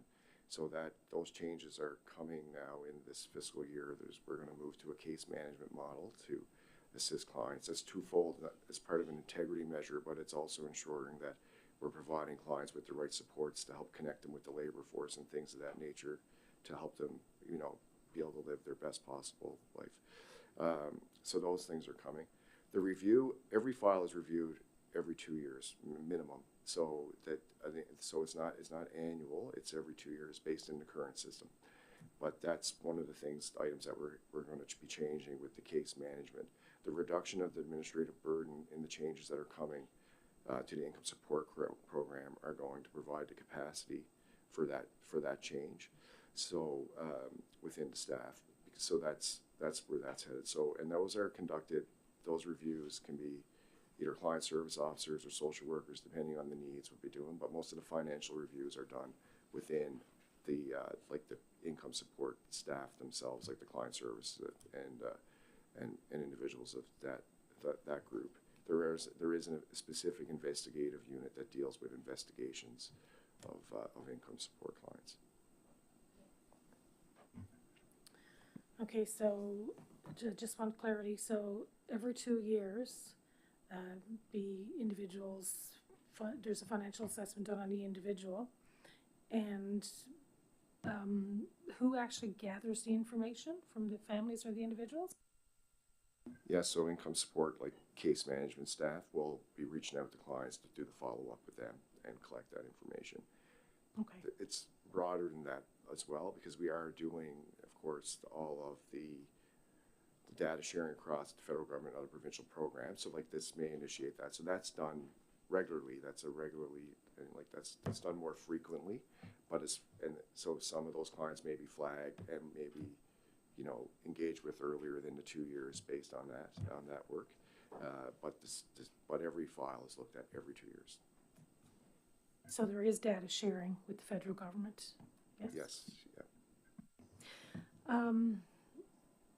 Let's see, because you're after answering so many questions. So preventative measures within the department that are put in place to limit the number of overpayments made. What types of active preventative measures are in place today? Yeah, so there's been a couple of activities that have been implemented over the last 2 years to address some of those items, and others already existed, especially the data sharing pieces and things of that nature. And of course, the volume of client data being provided because of the CERB initiative has been really onerous on staff to get through that. So we still haven't completed all that data validation related to CERB, but we're on track to have that done by March this year, March 2025. So some other initiatives is to ensure, so previously the program had had eliminated the requirement for clients to file tax returns. And so we have since changed that requirement and implemented the requirement for clients to file tax returns. I want to be clear too, that's really supporting clients as well. Like, so, because, you know, depending on the capacity of the client and their needs, like they need support for that. That's also twofold reason why we are making that change. The first is not integrity of the program is very important, and that's helps with the data sharing with the federal government, and then it helps target those individuals that are getting income from other sources, which prior to the CERB was probably about a third of the overpayment collection. But also from a social policy perspective is that folks who don't file income tax miss out on benefits. So they miss out on benefits from the federal government and also from the provincial government that are tied to tax filing, which will also help enhance their life. So we are really pushing on that as well, so that they're maximizing all the programs that are available to them. And over the last couple of years, there's been, you know, money from both provincially and federally that have been issued based on income, and folks are missing out on that if they haven't filed, that are outside of regular programs, if they haven't filed their taxes.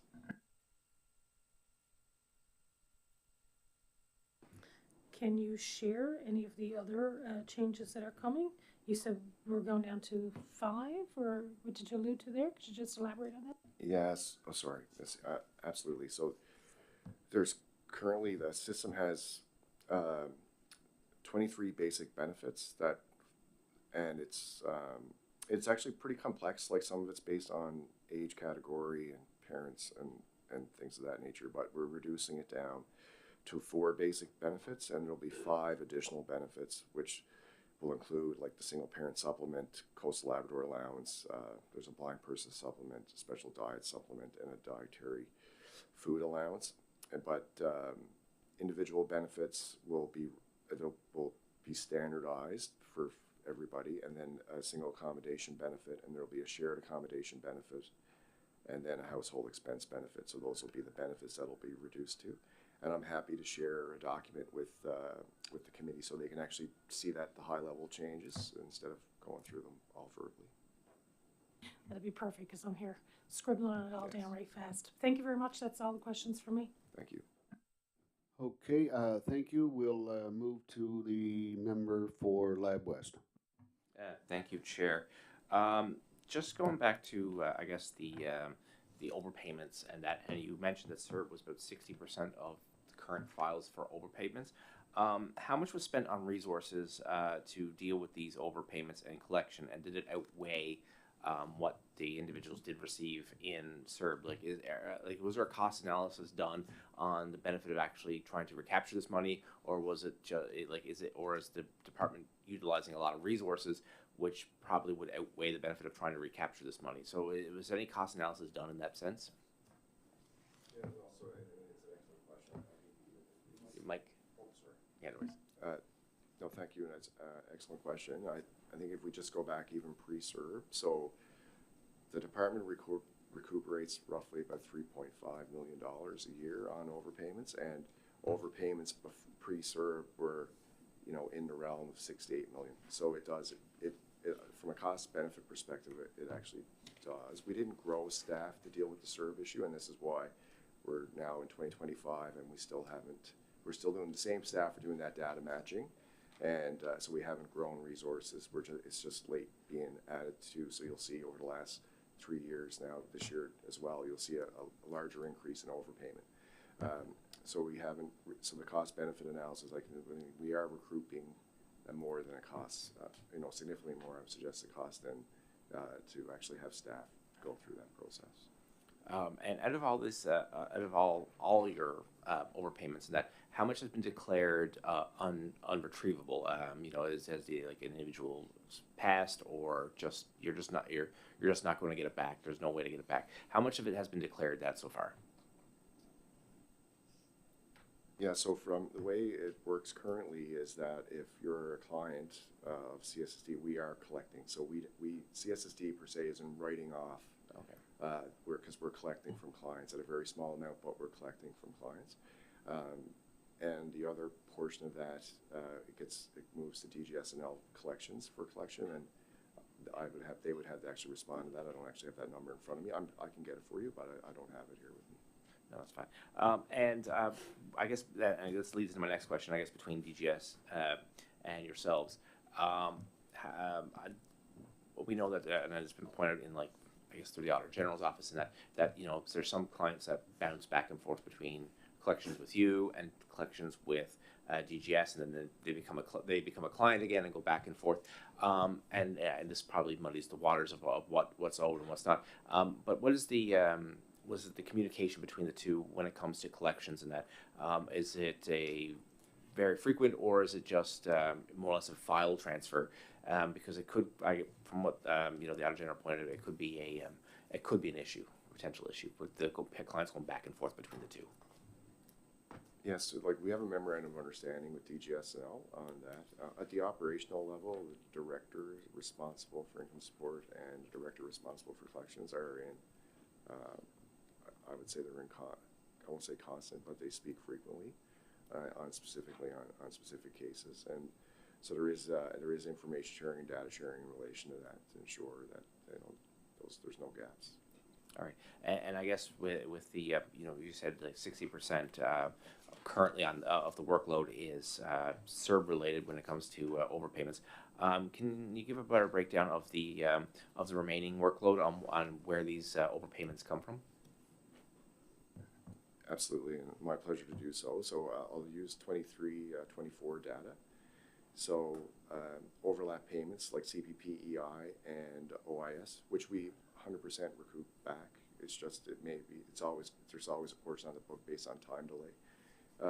So that in 23-24 that accounted for 5% of the overpayment data. But prior to COVID, that was 15%. Security deposits, which is really us helping folks make their damage deposit to landlords. That's what that equates to. In 23-24, that's 3% of and the reason why those numbers are lower, it's because you have that balloon number related to CERB, so it just lowers the percentage. Yeah. But it's important to note over year, they're probably plus or minus a couple $100,000 between each of them, so they've almost stayed pretty close to the same. So that was 8% in prior to COVID. CPP death benefits is 1% in 23-24, and prior to COVID that was about 3%. Change in living arrangements, so when people move in together or they move out and they do not advise, so that's 3% prior to COVID, and 6% before COVID, and 3% in 23-24. Folks who are involved with the justice system and incarcerated prior to in 23-24, 1%.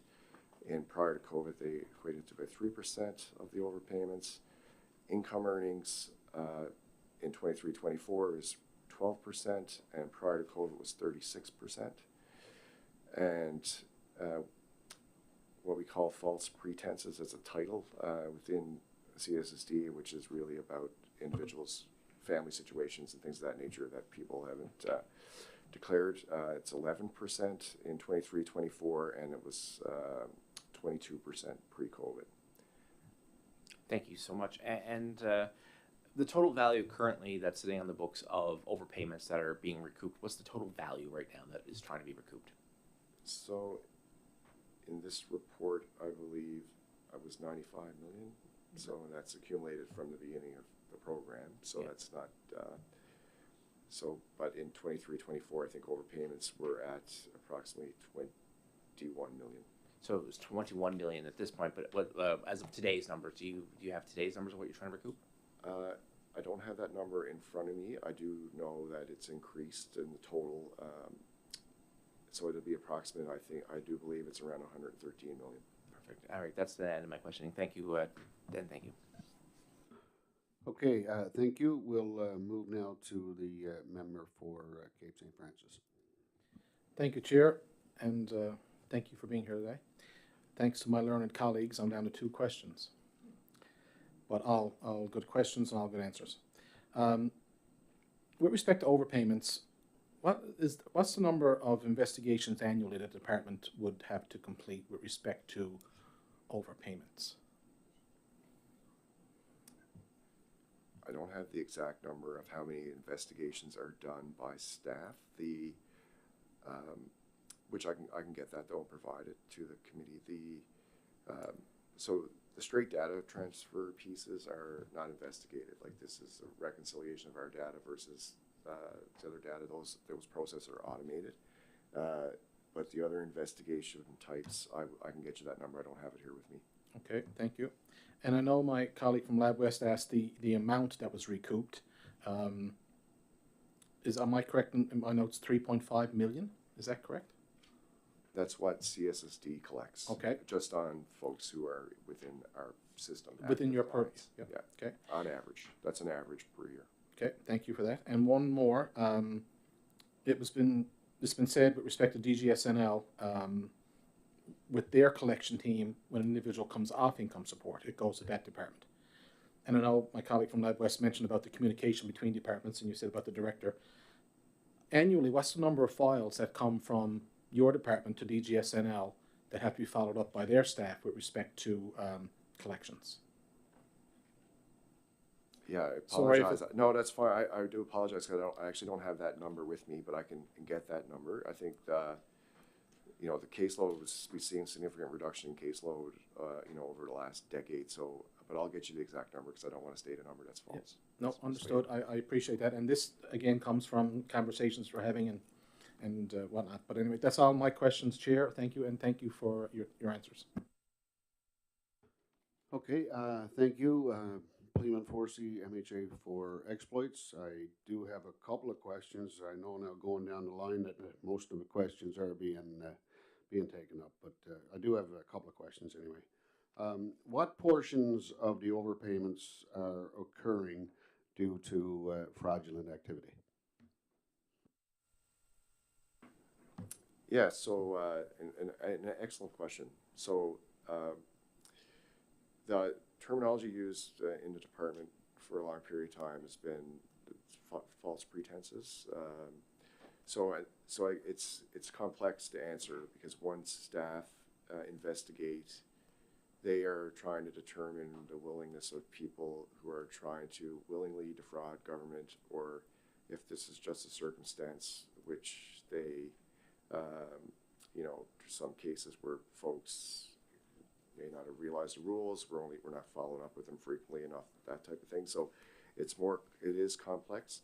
There are cases which we do deem to be fraudulent, where we know that people were not necessarily required to be in receipt of income support and may have provided false documentation and things of that nature, which are investigated or referred to the police for investigation. I don't have that exact number for you for today, but I can certainly also get that. Thank you. How often do you review accounts to identify amounts with no expected expected time of collections? Yes, that's an ongoing. No expectation of collection, sorry. Yes, thank you for the question. That's an ongoing process within the Corporate Services Division for those that are active files. So, for example, we may have an individual who's a 62-year-old who may owe us a certain amount of money, and we know that they're on income support, and the likelihood of us collecting that from them is doubtful. So, we may reduce the amount that we expect to from a reporting perspective. So it is ongoing. I would suggest it's not like done once a year. It's it's regular occurrence for those files to be reviewed. And once they're off the income support, again, this goes to DGSNL. I'm not personally certain what their process is on how they determine when they can collect or not collect money. I'd have to refer to them. So are any of those amounts being written off? Traditionally, within CSSD, we do not write them off because we're still collecting from clients, even though we inventory as a portion of that being doubtful. However,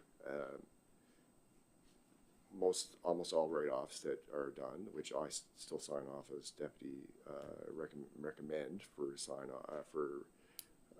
come from DGSNL, recommended by the collections group, or recommended to CSSD for write-off through their collections process.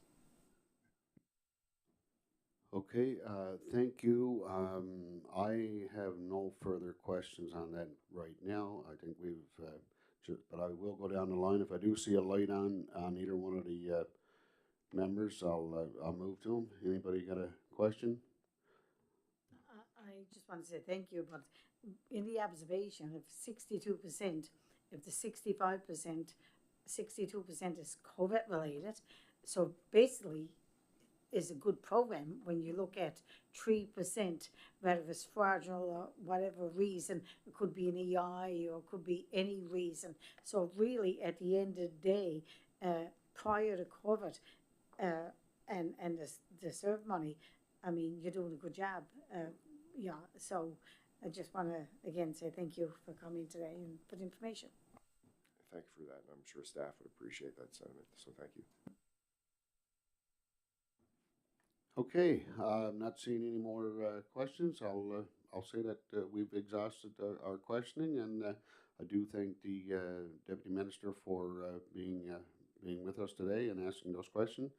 And I'll ask the Deputy Minister if there are any closing remarks on this matter.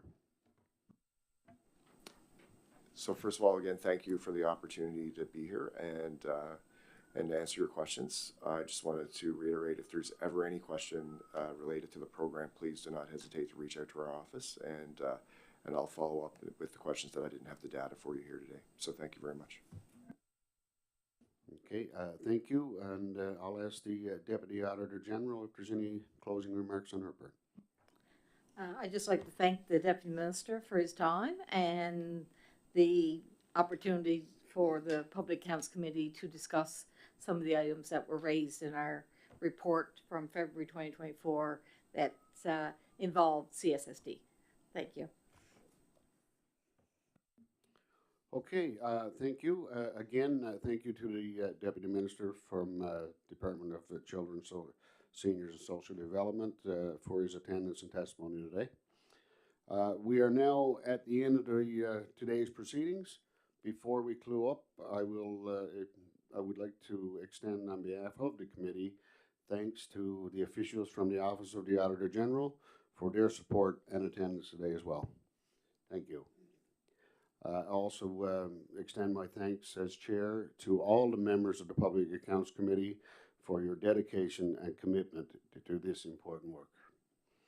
Also, again, thank you to our broadcast technician, Dan Warren, for being here today. And with no further business, I'll now call for a motion to adjourn the public accounts hearing. Okay, member of Mount Pearl North. All those in favor? Aye. All those against? This public hearing now stands adjourned.